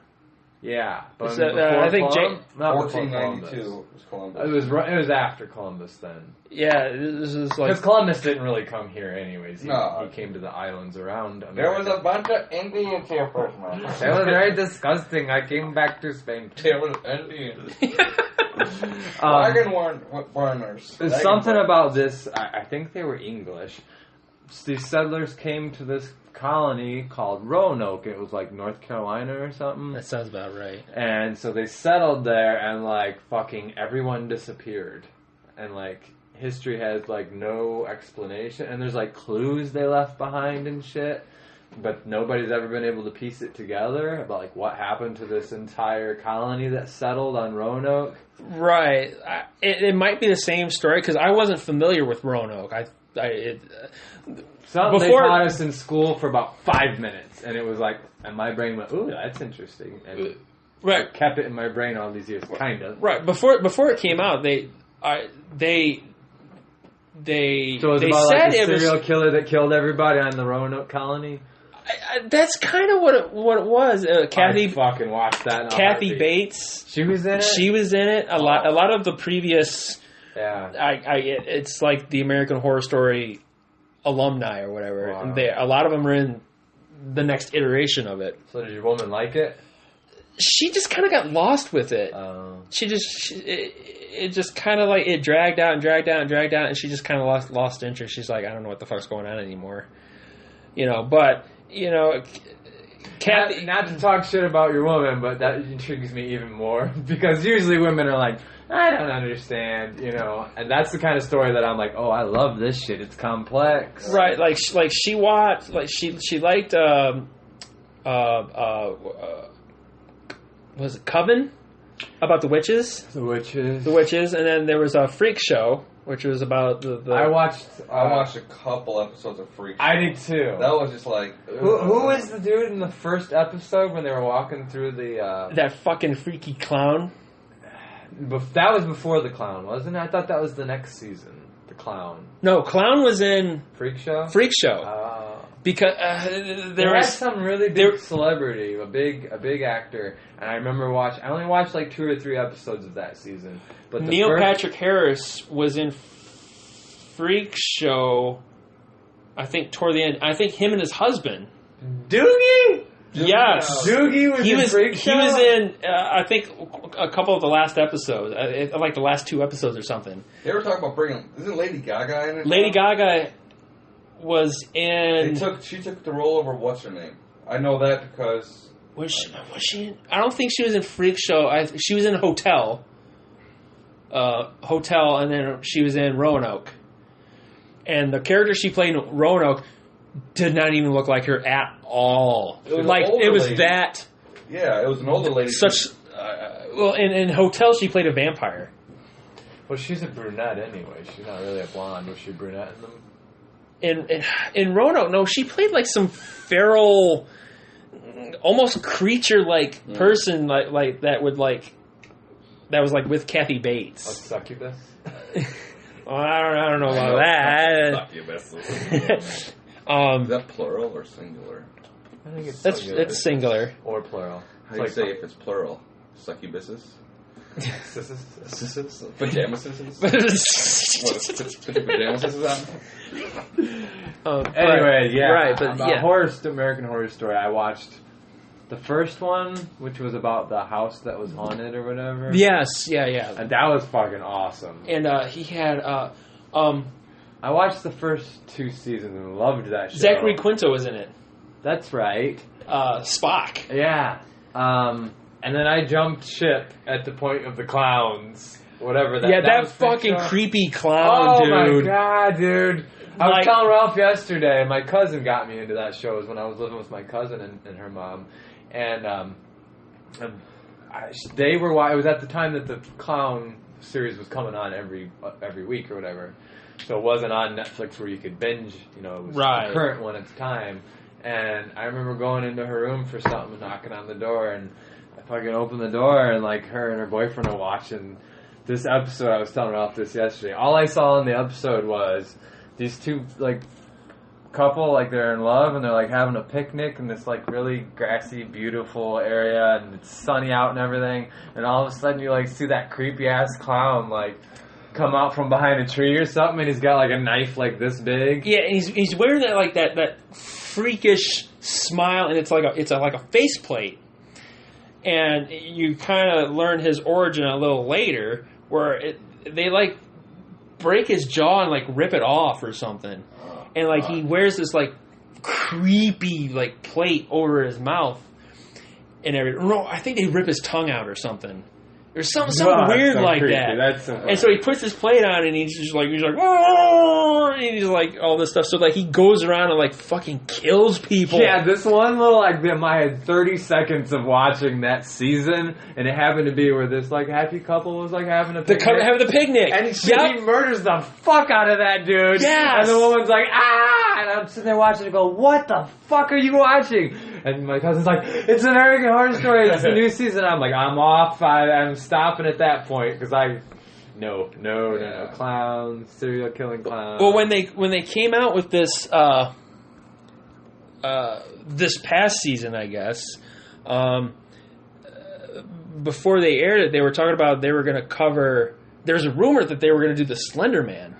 Oh, yeah. Slender Man. I was like, oh, dude, I cannot wait for that. And then they said they were going to do like Urban Legends. I was like, okay. I was like, I can dig with that. Yeah. And then they started out with Roanoke, so I'm like, oh, okay. I figured they'd go like 6 episodes. No, it was the entire fucking season. And so they kind of did like the backstory. So the way they did it, and of course we're way off fucking topic, but that's what we do. Just go. That's cool. But they had the actors play, like reenact this true story. And Cuban Gooding Jr. was in it. Really? He played the husband. He hasn't done shit in years He either. did OJ. Did he? Didn't he do He was OJ? in the OJ series. That's right. Yeah. He played OJ. That's right. Yeah. And John Travolta played one of the David attorneys. Schwimmer was in there and shit. David Schwimmer was in Yeah. there, and Marsha. She played in American Horror Story. I'm so glad OJ was The found blonde. innocent. It's been 20-some years, but I'm glad he found innocent. He didn't kill that white bitch. You hear that, Calvin? I'm with you, brother. That Bronco, he had somewhere to go. He wasn't running. But like they did like the reenactment, and like the second half of the season, it was like they go back to that house, and it's like part of like a reality TV series, like where they get put up cameras in the house and they go back to this house, The haunted house? right? The haunted house, and Like almost like a Paranormal Activity kind of? right, like That shit, it's fuck you. I do not fuck with Paranormal Activity. I know, that movie freaked me out too. right, like. I don't deal with that. Yeah, my wife can't watch those because she freaks It's so out. fucking real, dude. Dude, yeah, I love those movies. I know it's fake as shit, but the way they present it, like it makes you like want to like look out the window, like if there's somebody out there, like oh shit, because I'm like at the end it's like the girl has not been caught yet, she's still at large. You're like. Oh shit! Dude, that's- Lock the fucking doors. Did you guys ever see that movie? It was a horror movie that came out maybe 6, 7, 8 years ago now. I think it was called The Box. Is that when the dude knocks on the door? Yeah. And you have to take $1 million or not take it, and someone dies that you don't know. Yeah. But it affects your life somehow. Yeah, did you ever see that movie? I haven't seen that's it. That's a fucked up Yeah, I've movie. seen part It's of got I think Ryan Reynolds' wife. Jason Bateman's in it. Yes, and Yeah. the chick I think is Liv. What's her name? Ryan Reynolds' hot ass wife. It's a blonde. She's super hot. I think that's. Oh, I don't. You know what I'm talking I about. think I know what you're talking You know about. what I'm talking about, like. Steve, look it up. Steve, get on that shit. What are you doing here, anyways? I got lost. At least I know where you live now. This is not the house you're looking for, Steve. Move along now. You want Move to touch along. my box? Anyways, we're just talking about horror movies, and that fucking you never saw it either. No. Is it a horror movie? It is, Is it dude. considered But a it's one of horror the. movie? But it is one of those like you don't really think it's a horror movie at Yeah. first. You're kind of like, well, this is kind of a weird movie, and then about 2/3 of the way through, really fucked up shit starts happening, and you're like, oh my god! And then it has one of the best endings, and I'm not gonna spoil it. 'Cause you guys should watch. There's it. another one that I think just came out recently. It's called the Belko Experiment. Blake Lively? Is that Blake his name? Lively. Yeah. That's right. But He was married to shit. Scarlett Johansson, too. He married her. Yeah, dude, married 2008, 2011. what the fuck is wrong with him? Black Widow you and divorced? Deadpool You were divorced? married. Oh my god! Let's just do a movie right there. That's Black Widow and Deadpool. What happened in that household? I Right. want to see the divorce of Deadpool and Black Widow. He's got like it's funny. fangs. You know who he almost married? Now this is way back. I was just listening to a podcast last night. They were talking about Ryan Reynolds, and I'll tell you why because it's funny as fuck. But you know who he almost married? He was dating for years. Alanis Morissette. Really? Yeah, like before he blew up. Before Right. He got Is really. that what a lot of her songs are about? I'm sure there's. Well, one of them is about the dude from Full House. The dude about going down on you in a theater. That's fucking Uncle. Jesse? The other. Joey? Uncle Joey. She was singing about going down on Uncle Joey in a movie theater. No shit. Yeah, you didn't so know that's that? what that joke's about. Because I watched Fuller House. Bella likes watching Fuller House and all that newer shit. Dave Coulier. Yeah, And- good call. And then Dave the one Coulier. sister goes, What the fuck happened to Dave Coulier? Exactly. He's on Fuller House, dude. Is he? Yeah, he's on it still. And she's like, I heard that show's pretty good. DJ actually. goes, you know what that song from Alanis Morissette's about? And it's about Joey, and Joey was... And what does he say? What's the punchline? That was it. It was little puns like that and shit. Cut it out. Yeah. Wow. Yeah, we were all fucking Full House Dude, nerds. I still am, bro. I still get down to I fucking- loved that show, to be honest. Before the Olsen twins became witches. They're not witches. Anyways, I was listening to a podcast last night, and it was Kevin Smith's podcast, but he's got this friend who's a flaming homo. Yeah. Hey, we love the gay community. Hey. Don't stop listening. Chuck and Larry. Chuck and Larry, Dude, representing. we just lost like half our listeners. But they were talking to this gay friend, and they were like, kind of like, fucking, if we had a like seriously flamer gay friend, I was picturing like this is what we'd be talking to him about too, like. So I guess he's a big dude, which they refer. This is funny as fuck. I didn't know this shit. You know, because if you don't have gay friends, you don't know. They refer to big, fat, gay men as bears. Have you ever heard this? No. Yeah, I didn't either, man. So he's like, I'm a bear. And like they defined that. Kevin Smith's like, if you don't know what that means, so he's like describing it. And he's like, so this was their question. They were talking about Megan Fox being the unattainable hot chick. That fuck her. Well, this is an older podcast, so but still, yeah. Lesbian. I hate Megan Fox too. Fishy bitch. But the point they were making was like this chick, Megan Fox is like, most dudes look at Megan Fox and they're like, yeah, whatever.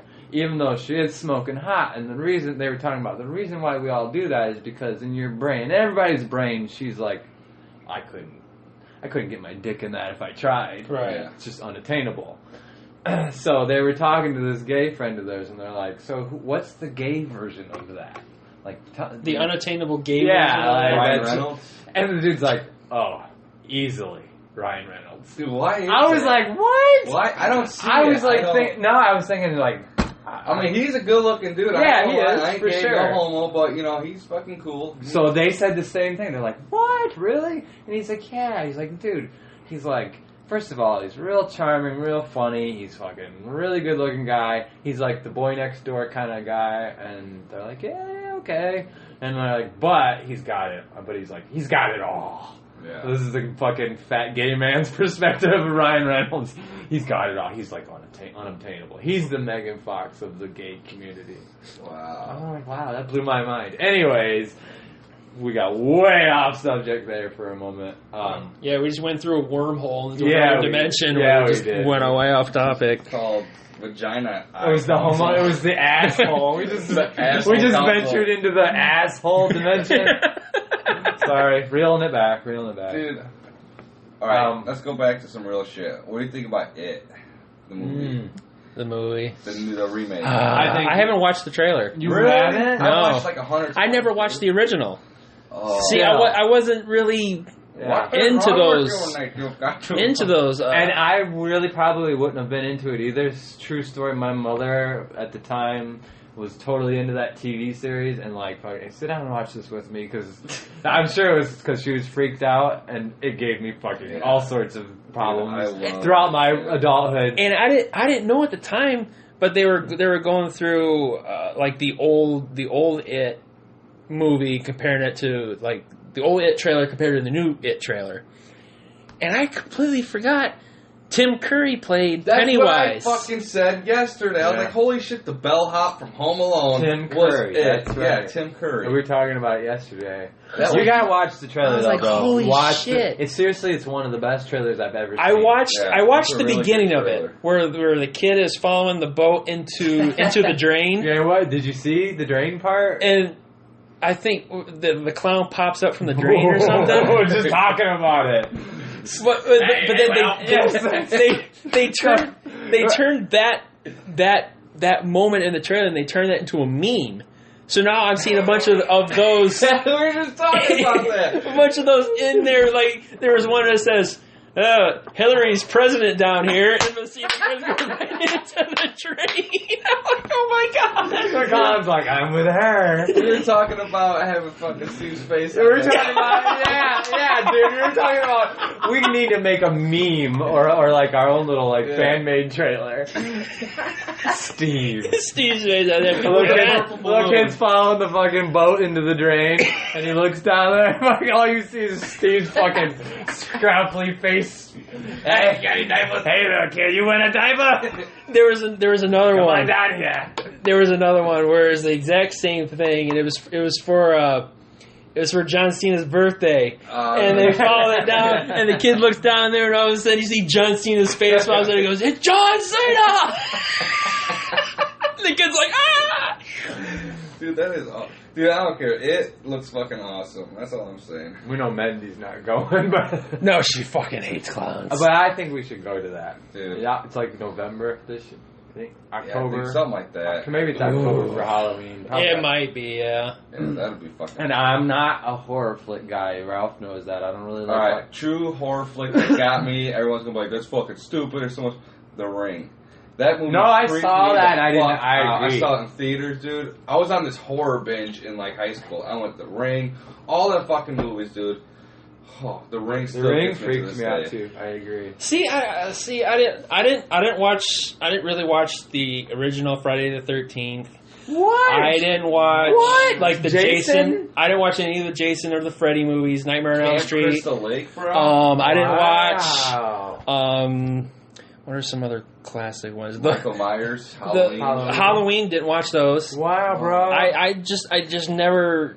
Are your parents Mormon? No, it just never was. That wasn't a genre that I really got into. Jeepers really. Creepers. You remember that movie, Jeepers Creepers? That Jeep- movie tweaked me out. Jeepers Creepers. I can't listen to that song I- anymore, bro. back Wrong when, turn.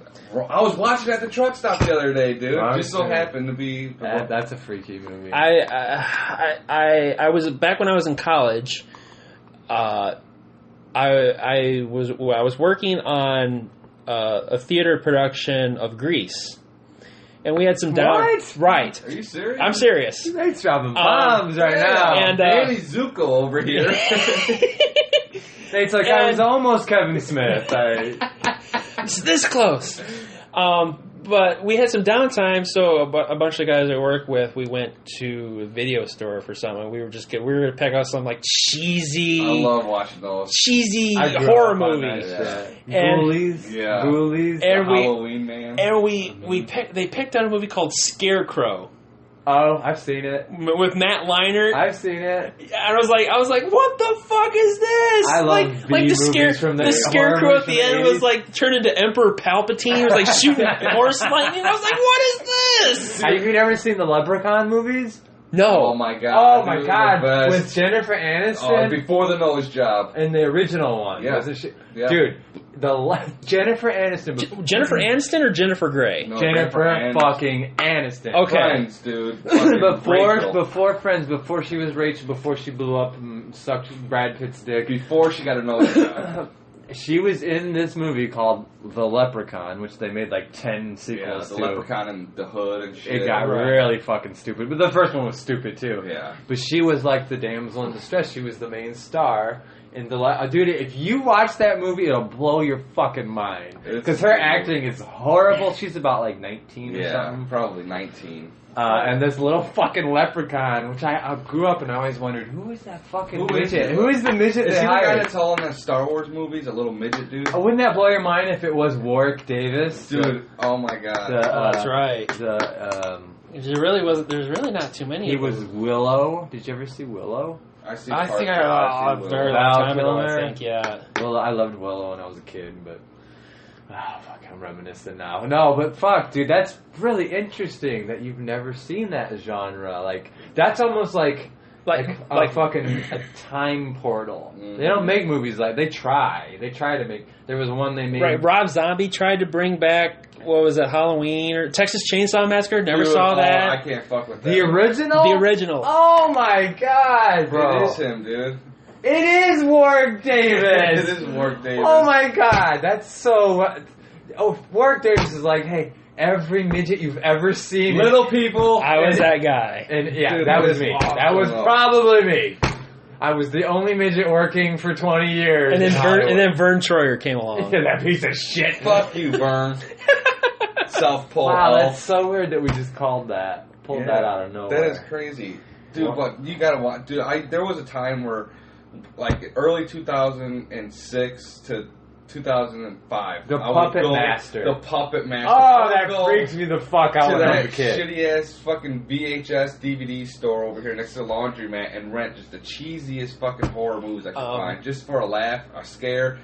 We had one in Glean. It was a little family video. It wasn't family video, but it was a mom. I did see. I guess you would kind of consider this horror, but Maximum Overdrive. Oh, I love that. I did see that. That's a fucking Stephen King written. Right. Yeah. Did you ever see that? Stephen King. I used to watch the fucking Tales of the Crypt. Those were the best. Did you ever see the car, Christine? Yeah, she could fucking kill people. Yeah. And shit. Yeah. So Maximum Overdrive was fun. I loved it as a kid. How was it? Was it like a solar storm?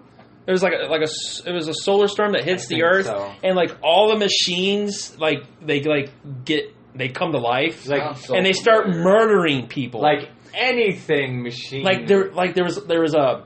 We're not just talking about robots. We're talking about like toasters. Like yeah. Right. There like one of like the big ones was a semi with a giant clown face on the front of it, like a Joker clown face. The semi was fucking freaky. And the semi starts mowing people down. It just like starts killing them. They all get huddled at this like gas station, and Kevin Bacon was in it. Was he in it? I think so. Was it an 80s movie? I think it was an 80s Kevin movie. Bacon was in it. I think Kevin Bacon was in it, and then like there's like a machine. There was like an army truck there and had a machine gun on it, and they were like, I gotta describe this one scene from this movie that like stuck. It's burnt in my brain. We're talking years. I've probably only seen that movie like twice. Yeah. Years ago. But there's this one scene where like all the machines are starting to like it just happened, whatever that cataclysmic event was. Right. And all the machines are starting to kind of like turn on people, and they're kind of like showing you different machines like turning on people, and one scene is this kid, I believe it's like baseball practice. And he goes up to a fucking Coca-Cola machine. I'll never forget this. And he like puts his money in it, and he's like dying of thirst, and his like mom's waiting for him in the car or whatever. And like puts his money in there and pushes it, and nothing comes out, and the kid's like, "What the hell, man?" And he's like beating the machine up and stuff. And pretty soon, like finally a Coke dispenses or whatever, and he's like, "Finally!" And he grabs it and he stands there and he opens it and he starts drinking it, and he's like, "Ah." And all of a sudden, this machine spits out another Coke, and he's like, "All right," and he like grabs it, and he like turns to like say something to one of his like buddies on the baseball team, like, "Look, man, I just got a free Coke," and all of a sudden, the fucking Coke can comes flying like 100 miles an hour, boom, hits him in the back of the head, and then this Coke machine's just firing at him like a Tommy gun, doom, doom, doom, doom, doom, doom. The kid's like, "Ah!" And the kid dies, I think, there. I think so. And it's one of those cheesy 80s movies because they say the title of the movie in the movie. Oh, I love I think it was Kevin Bacon is like, God, it's like these machines are going into like maximum overdrive or something. You're like, ah! What's that one with the dogs that went crazy? Cujo? Cujo. Fuck me. Oh, I did see long ass time ago Pet Sematary 2. I don't think I saw that. It was the second one. I never saw that. That one. freaked me the fuck out. Did you see the first one? No. It was another Stephen King. Yeah. Great fucking movie, I mean, in my mind. Of what I can remember is this guy would bury his animals at the cemetery, and then they would come back to and life. They would come back to life as like fucking zombie animals. You try killing them and shit, or I think so. I think he was kind of like playing around with the power, and then eventually it got out of his hands. I think so. Yeah. There was it's so long army ago of zombie cats. I remember me and fucking Chris were watching this Tales from the Crypt or some kind of Alfred Hitchcock. I don't know what the fuck it was, but it was this guy walking down the street. And this big old fucking monster comes out of nowhere and tries killing him and shit. And he saved the monster told him, "Don't tell anybody about this or I'll come back and kill you." Or like 3 days later, he meets this fine, just good-looking girl. It's the 80s movie and shit. Mom jeans and shit. And, how they wore jeans. And this fine-looking girl, she's like, "Hey, blah, blah, blah." They were fucking hanging out. They got married, had kids and shit. 20 years later, he's like, "I gotta tell you something. On that week we met, there's this chick, don't tell him, I don't want to hear about it." And he told her, and she turned into that fucking monster, and all the kids turned into that monster and just like destroyed them and killed them apart and weirdly shit. familiar. I forgot what it was. If it was a fucking Stephen King or that kind of sounds like a Twilight Zone. It does. Might have been Twilight episode Zone. or something. I think it was Twilight Zone. Actually, yeah. It does kind of sound like it is like here's Robert. Yeah. 34 years old. I love the Twilight Zone. Dude, I love the Twilight Zone because when I was like fucking 5 years old, my mother was just all sorts of dysfunctional. When I was like 5 years old, my mom and my stepdad would watch late at night. This is back when they had 5 channels. Yeah. Late at night, like on WGN or something, they would show the old Twilight Zone episodes. The old Twilight and I would be in her room, man, on the floor watching those old. Oh my god! Did you ever see the episode with the fucking puppet? No, I never saw that. The worst Twilight Zone episode. Dude, let me set the scene for you. So, this guy's a ventriloquist. And he's not very good at it, right? He's got this puppet that's got a monocle. It's got this one eyepiece, right? Yeah. The one eye. And just looks like your old ventriloquist puppet with one eye and like a top hat and a suit. Mm-hmm. And he's at this like gig, like he's a nightclub or whatever, and he performs there every night. And like he fucks up his routine like all the time, and like he fucks up his routine. In the beginning of the show, they show him doing his routine up on stage, and that's the opening to it. And then he's like, he's not very good at it. You can kind of tell. Goes back into like his trailer, his room or whatever, and sets the puppet down, and he's like bitching at the puppet, and he's like, "Why would you do that to me?" He's like, "You made me look like a fool out there," and he's like fucking going off, and this puppet's just sitting there, and you're like, whoa. And then the owner of the club comes in, and he's like, "Roger, I don't know what to do about you," and he's like chastising him. He's like, you don't make any money. Nobody comes to your act. You're terrible at what you do. I don't even know why you're here. I don't know why I keep... And it's like, he's like, you know, one more time, and that's it, and you're going to be fired. And he, like, slams the door. And the guy's like, he's like rubbing his face, like, what am I going to do? And all of a sudden you hear, you know what I think you should do? Oh my god. Yeah, fucking freaked me out. And he's like, oh, now you decide to talk. Oh. And the fucking puppet sits there and looks at him, turns his head and looks at him, and goes, I think we should kill him. Oh. And I was at fucking 5 years old. I'm like, Mom, turn the channel. Like that fucking WB cartoon with the frog. No one else heard the frog talk. Yeah, that's it, dude. And this fucking ventriloquist puppet is like plotting the death of like all these people, and it's like possessed or whatever. And eventually the other guy's like, I don't want to be with you no more. I'm gonna go get a real job and start my life over. This is what I should have done years ago. And and the puppet's like, you can't leave me. We're connected.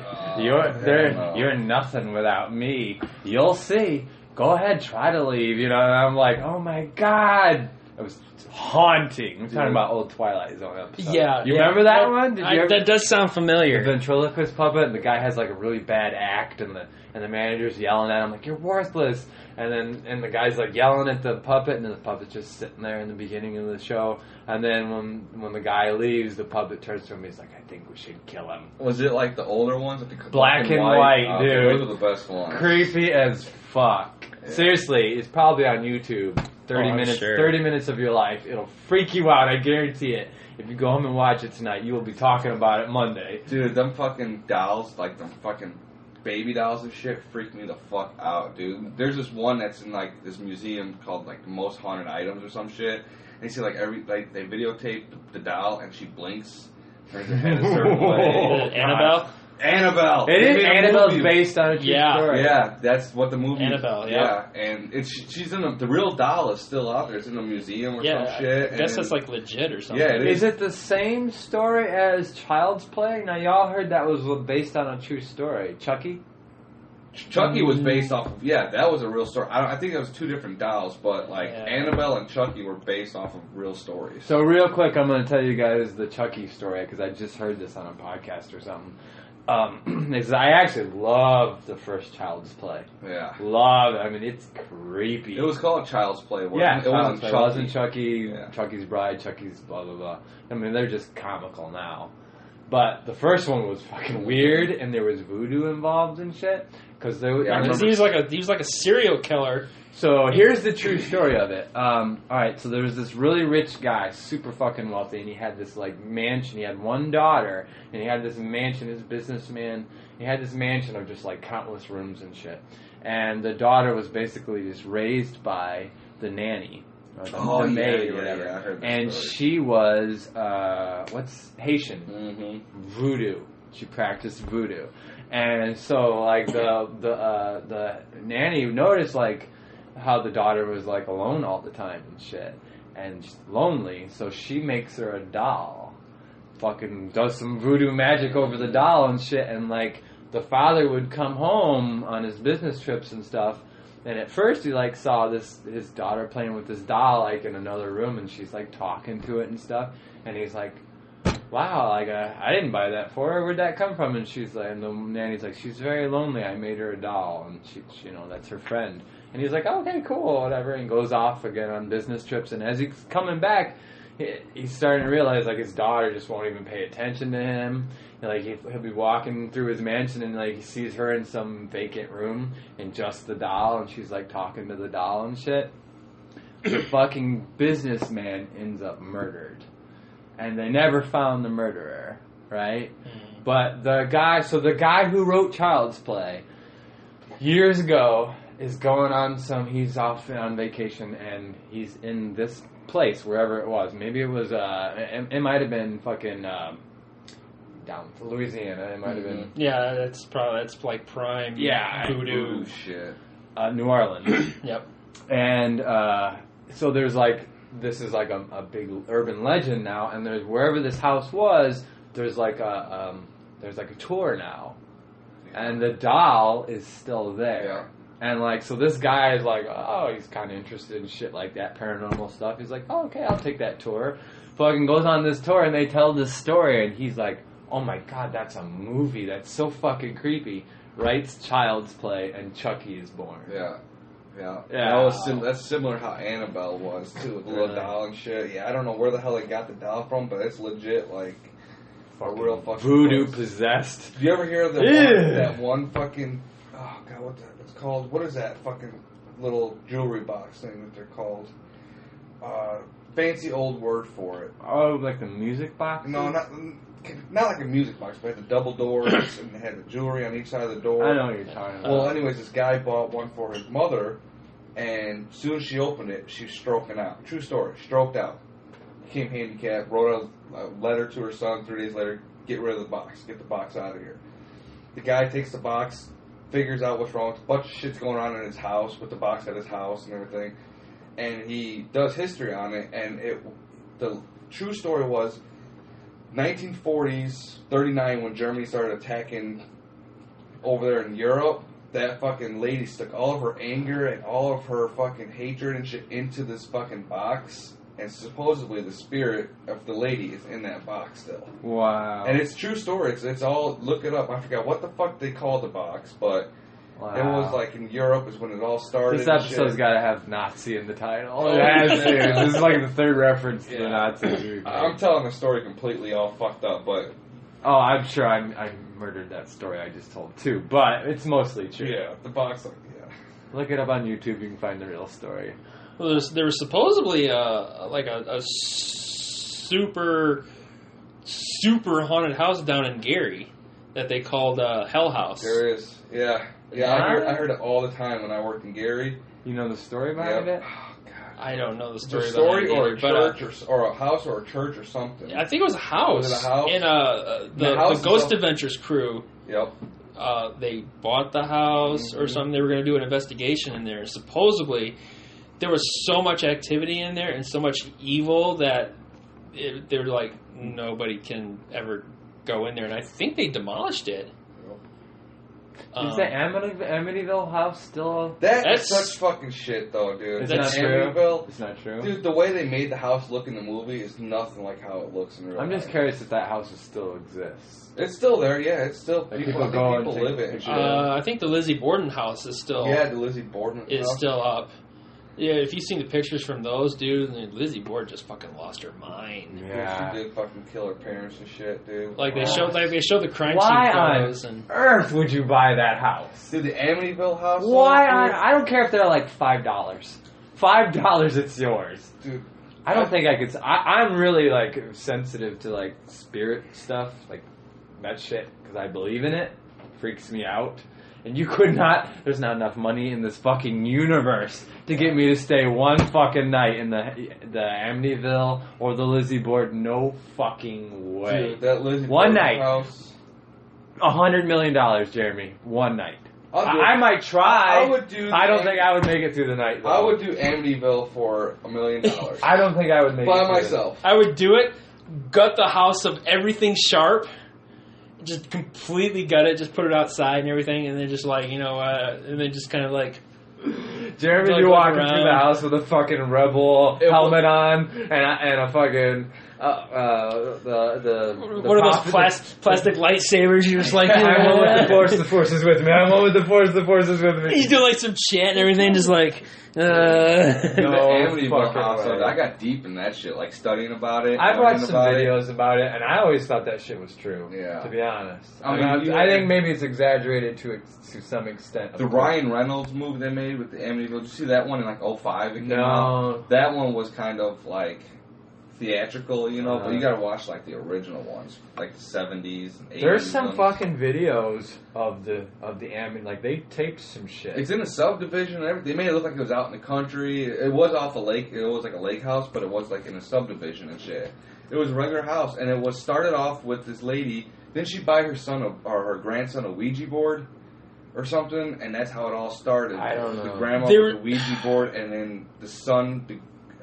I'm probably getting a story all janked up. Supposedly, there was supposed to be a connection between the movie Ouija and that new another movie. There was supposed to be like some connection. I think it was. Annabelle? I think it was Annabelle. Actually, I think it might be Annabelle. I think I heard that. There was like some connection. Like the Ouija was supposed to be. Ouija was supposed to be like the prequel. Yeah. And some people were making the argument that Ouija led up to this other franchise. And I guess there's a true story or something like that. Dude, that shit creeps me the fuck out, dude. That's like horror movies I try to stay away from, but I get sucked into it because I'm just like, holy fuck, that's fucking real. My intrigue is there, but there's like something inside of me that makes me stay. I watched this video on YouTube, and it was like and I swear it was the Amityville house, but it might not have been, but it was about possession, about demonic possession, and it was this video they were doing of this house that was fucking all sorts of activity and shit, and the little girl. There was a little girl. Was there a little girl in Amityville? Yeah, she was. I'm pretty sure it was the Amityville story, but it's real footage, real fucking footage, man. I'm serious. Like you look at it and go, oh, it's all grainy and shit. It looks like it's from the 70s. Yeah. But the spirit liked that girl or like tormented that girl. And they were kind of like trying to explain it to who they like called people in, just like I think it was the Amityville story, and they were trying to explain to these people, like kind of like the poltergeist people that showed up at the house, like yeah, we know this is what's going on. And it seems to be in this room or whatever, but really she's like the focal point for some reason. Like the spirits torment. I don't think that's Amityville. No, that don't sound like Amityville tormented. It was like the dad, pretty much. It was like the fucked with the dad's head, and I think it was just. There was this little girl like Bella's age, dude. Like was it Poltergeist? No, I don't think so. Although maybe they spun that story off.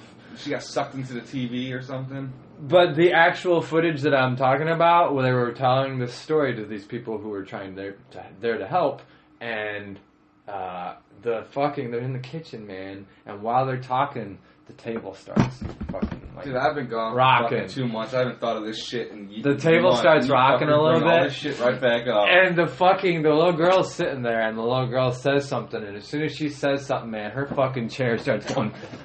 And while she's in it, and the fucking dad like comes over and like puts his hand on her, and like it stops. And the moment he takes his hands off, the fucking chair is moving wildly again. And I'm like, oh my god, that's creepy as fuck. Dude, that is fucking crazy. I think The Conjuring, was the connection between Ouija and that. I think they were trying to make the connection between those two. No, that was that one I was telling you about. Fingers coming out of her throat or something. Yeah, or something like that. Dude, that was the one I was telling you about. My cousin, when I lived with her, was like, oh, hey, we were in The Conjuring. And I was like, oh. Yeah, just the name of it. Yeah, and like she was like describing it to me, and I'm like, yeah, I don't think I'm watching that. That was so fucked up, dude. She opened her mouth, and then like 2 fingers came out to the back of her throat. And I tried to be cool, man, because there was all these like young people over watching it and shit, and I'm like, all right, I'll come out there. And I sat down for like fucking 2 minutes and was like, yep, I'm out. I'm going. Yeah, I can't do that shit. It seems too realistic. I could do the Leprechaun, or I could do Freddy me Krueger. Me too.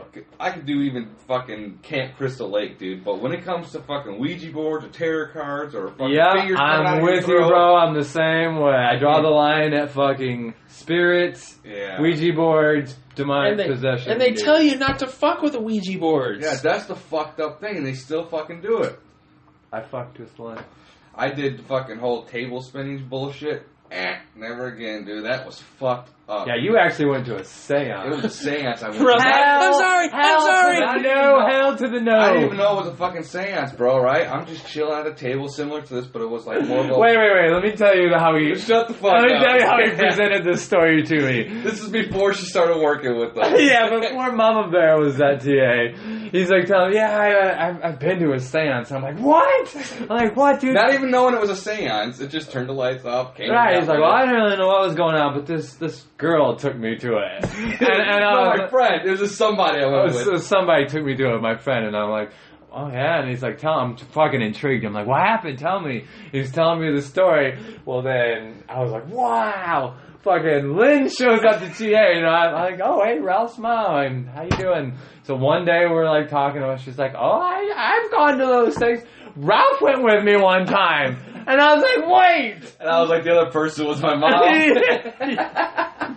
And Lynn's like, Lynn's into that shit. Dude, this fucking place, dude, it was always... Lynn's like, it wasn't that bad. And Ralph's like, it was fucking weird. It was in that fucking building in New Troy, the old school. They had this fucking, it was community church or some shit, they call it. Fucking cults. But we were all sitting around the table, and the fucking table started spinning. At the community center? Yeah.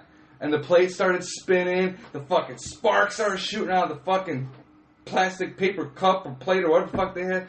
I was like, I'm now out. let me. And the lady's like, it's kind of like a Ouija board. Yeah. I was like, okay, let me put my hands on it then.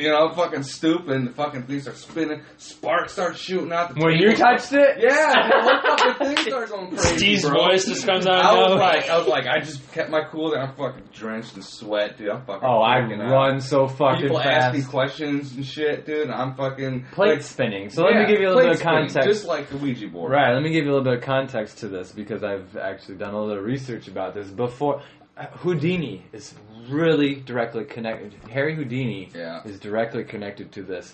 A lot of people don't understand Houdini. Houdini was huge entertainer in his time. Huge. Like the biggest name in the world for a long time.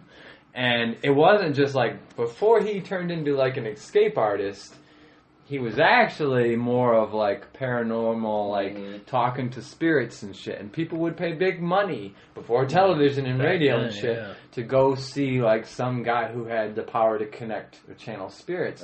And one of the things he did in his act was called plate spinning. Oh, that shit's fucking real, bro. And apparently people are still fucking doing it, which is so bizarre. So, I mean, it was like kind of before Ouija boards, precursor to Ouija boards. But yeah, I only read about it, but that's the same shit that Harry Houdini used to do in his act and talk to dead spirits and shit. Somehow, like, I don't even know. You were there, but Dude. like one means yes, one means no. Yeah, it was fucking... Okay, what it was is we were at like this... I want to say it was a round table. I really can't remember. It was a round table, and they had a round cup, and it was like similar...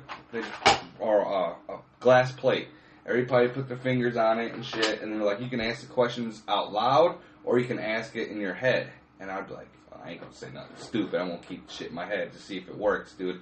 And then before I knew it, everybody's fingers were like off the plate a little bit, and my hands was on it, and I'm fucking all over the fucking table, bro. It's pulling. It was pulling. It was pulling, dude. I had my arm on this girl next to me, see if you could feel her muscles if she was moving her. She was just fucking cold, dude, just sitting there, not even doing nothing.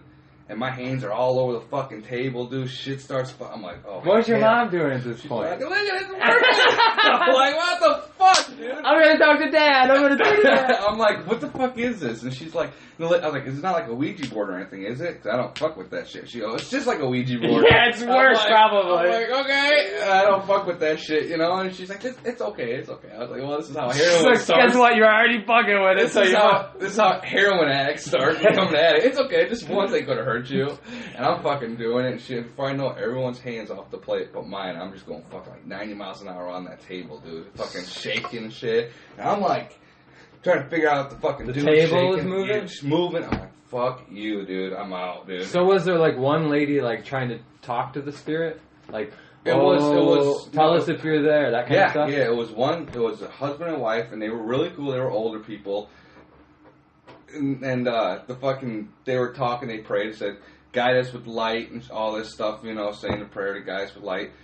And then the one guy started off, he's like, Mom, are you here? Blah, blah, blah. And the whole table spun around real fast. Fuck and no. Then they started asking, Uncle George here, blah, blah, blah. And then it's like, do you want this? And then if it went one way, it meant yes. If it went the other way, it meant no. And I'm going all over the fucking table, dude. Like, this is when I had, like, really personal problems, And I'm fucking all over the fucking place, dude. I'm just like, what the fuck is going on, dude? Wow. And everyone's just like staring and shit. And my mom's like, say it's working. It's Your working. mom's I'm like, like, this ain't the yes, capacitor. yes. Of course it's fucking working. Embrace your destiny, Ralph.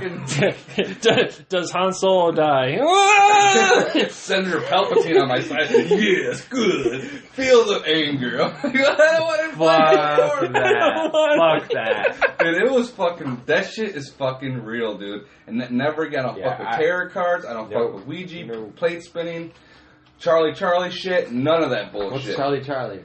Oh, It's like a Ouija like board. Bloody almost. Mary and like looking in the mirror. You the got lights off. you make a T. Yes, no, no. Stick a fucking 2 pencils like this. Charlie, are you here? The pencil will be moving. What? Like that. It's myth. It could be fake, whatever. Have you but seen it? Yeah, it's all over YouTube and shit, dude. That was like the newer thing. It was like the fucking the ice bucket challenge, and then Charlie came along, and then the cold water challenge, and Charlie's back. It was fucking crazy there, dude. Like that whole fucking plate spin shit. I was like, no, I'm good. Mom, she's like, so what'd you think? When we got into the car, I'm like, that was fucked up, Mom. Don't you ever I was like, fucking... you said this was a church. I'm trying to clean my body out and detox. So you take me to a fucking seance? No. Hell no, dude. This is fucking crazy. I've played around with Ouija boards when I was a child, and I didn't know better, but I'm not going to go into the whole spiel. There's a couple stories here, maybe one of these days. But my fucking grandma, who I loved to death, my grandma was so much fun. My grandma, there was 2 grandkids in the family, me and my cousin, the chick, and my grandma would just fucking stockpile shit at her house for us to do, because we'd go on the weekends. She had like a camper at Yogi Bear Park, or whatever, Jellystone Park. Anyways, I remember going over to Grandma's one day, and she was like always buying cards and games and shit, and she's like, hey, I got some new games. And we had like a game closet, right? And I had been warned kind of tentatively. I'm really young, maybe 8 or 9. And my other grandma was like, let me teach you about the Bible, boy. Yeah. Don't you play with a Ouija board. I'm like, what's a Ouija board? So, full circle, I'm like 8 years old or whatever, and my grandma's like, I bought some new games, opens up the game closet door, and I fucking see a Ouija board, but made by Parker Brothers. Yep. And I'm like, is that because it's spelled weird. Mm-hmm. Is that a Ouija board? Yeah, it's fun. I used to play with those when I was younger. And I'm like, oh yeah? And I'm like, I should have said something, but I didn't. So my cousin, who had no knowledge, was like, oh, let's play with it. And I remembered going home and telling my mom. My mom's like, what the fuck's wrong with you? And I'm like, I don't know. My grandma bought it for me. It said Parker Brothers. I thought it was okay. And she's like, we got to go talk to your grandmother right now. There was like an intervention, man. And my other grandmother sat me down. She's like, why would you do this? Why? Yeah. Did you talk to Satan? I went to somebody's house when I was a kid. I don't know whose it was, but there was a fucking Ouija board up on their game shelf. Like how you He's wanted in 12 states now. Dude, I'm like, his name was Bob. Bill? I don't know. And they had a Ouija board up there. I remember seeing Bill. it. Put the lotion on the skin. And I saw it, and I was like, Ralph, you remember me, don't you? Dude, don't even fuck with me. That tablespoon's fucking my head right now, bro. But he had a Ouija board, and I'm look up and I see it, and my face is just, my whole body gets in chills and cold. I'm just like, I'm gonna go. You know, I was like Ethan's age, so I was like 9 or something, and I was like, that's fucking crazy, because like, you hear all these stories. Don't play with the Ouija board. Don't you'll die. You'll get demons on you. Whatever. And dude, my dumbass fucking 20-some years later, I still blame every problem in my life on that fucking Parker Brothers Ouija board.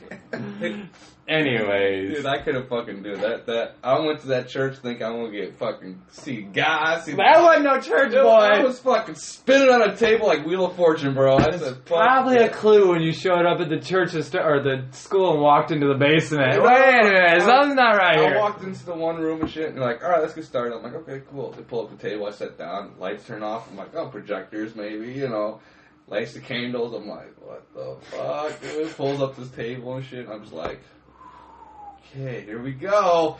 Let's do it. I think he told me, like, we were talking one day at work about this shit, and it was a long time ago we were first getting to know each other, and he's like, yeah, I've been to a seance, and I'm like, you know sangria? Yeah, sangria. I was like, you're Mexican, do you do that shit? No, dude, it was fucking crazy. I was like, I mean, it was what it is, dude. You know, I went there, it was scary as fuck, though. It was creepy. I'd never do it again. Nope, me neither, man. No, it was alright. I mean, Nate, it was an experience. Nate, who doesn't believe in the great beyond, is like, so back to comic books. We got way off topic. Yeah, sorry, did. listeners. And I kind of knew that was going to happen. So. Yeah, we went down the rabbit hole. Yeah, we took the blue pill. I had a couple Star Wars stories for next week. Yeah, we can do it next week. I'm sure some more stuff will come out. And then let's give kind of like the preemptive schedule. Next week we're doing a podcast, which makes that fucking 20th or something. No, I think it would be 24 or 25. I really gotta buy my son a birthday present. I really got to just remind. What next? The date? No. Next week we do a podcast is going to be like the 23rd or something. Oh, you mean the date that we're doing it? Yeah. Let's see. Today is the 12th, so say the 19th. I believe Alien Covenant comes out either next week or the following week. And I was just saying something today to the Jeff dude in the shop about that movie. And I would love to go see that movie. It's up to you guys. I don't know how enchanted you are by it. Whatever. Yeah. I mean, whatever. I mean, I go see Guardians. Who wants to go see Guardians again? I'll go see Guardians again. But I wouldn't mind seeing the Alien movie just because I grew up watching Alien. It kind of looks like a throwback to the old Alien. Did you watch Prometheus? No. And I might be lost. Watch Prometheus first because I hear that the Alien Covenant is a lot more of the first one. And if you don't know Prometheus, then I know it's a lot of bad reviews I'm hearing on this. Really? They said it's a lot of the same thing that was in Prometheus is in this one, and it's not good. Seeing? Really, they're getting bad reviews. That's what I'm hearing. Well, what is there? That's fucking Ridley Scott, isn't that Ridley Scott? That was his. I don't know if he directed it though. I think he did. We'll give it 3 thumbs up. But they're already reviewing it as not so good. Yeah, they say a lot of Prometheus. It's a lot of the same thing in this one. So I think a lot of the bad stuff. I really like Danny McBride, and then he's in it. Yeah. America, fuck yeah. Did you guys ever see that TV show he used to be in on HBO? Oh, it was Eastbound and Down or something like that? FX. Wasn't it FX for a while? I think it was and then it went to HBO? I think it was HBO, then went to FX. I remember he was in Mexico, and he played That's baseball. A great show, dude. Will Ferrell is in that show. Will Ferrell is the used car salesman. Oh, yeah. Oh, dude, Will Ferrell plays a great... Have you ever seen his... I've seen part of it. He's like got this platinum long hair. Oh, I think I've seen that scene. Dude, where he looks like Ric Flair. Yes! Yeah, he's got Ric Flair's... Dude, you'll laugh your ass off. I'm telling you, you will die of laughter just looking at him. And there's like a lot of outtakes. Yes, there's a bunch of outtakes. Like a bunch of stuff, and he just can't keep a straight face. The black dude from The Office is in it. Okay, yeah. And there's some outtakes. Have you seen the outtakes? I think, yeah.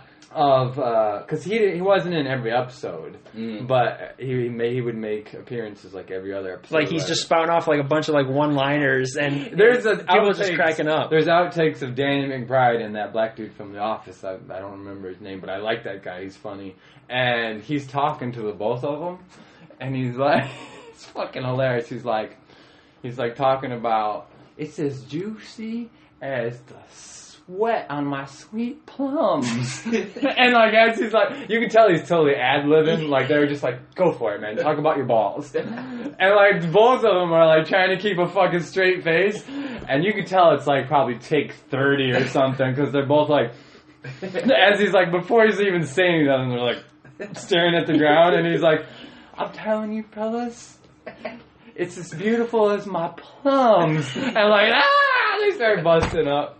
I loved that show. I used to DVR Danny McBride and This Is the End.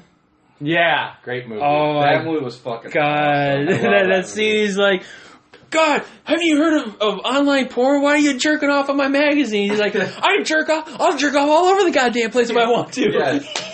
He's like, it's like, I'll jerk off on your fucking walls if I want to. It's like, I'm gonna jerk so hard. And they showed the outtakes of that. The guy's just busting up laughing. Fucking Michael Cena's a coke addict. Oh, yeah. Anybody gonna do a line of coke with me? He's like the first one to fall. And he's hitting on Rihanna. Yeah. Rihanna beats his ass. He's like, what the fuck, man? I'm just trying to do some blow with somebody, man.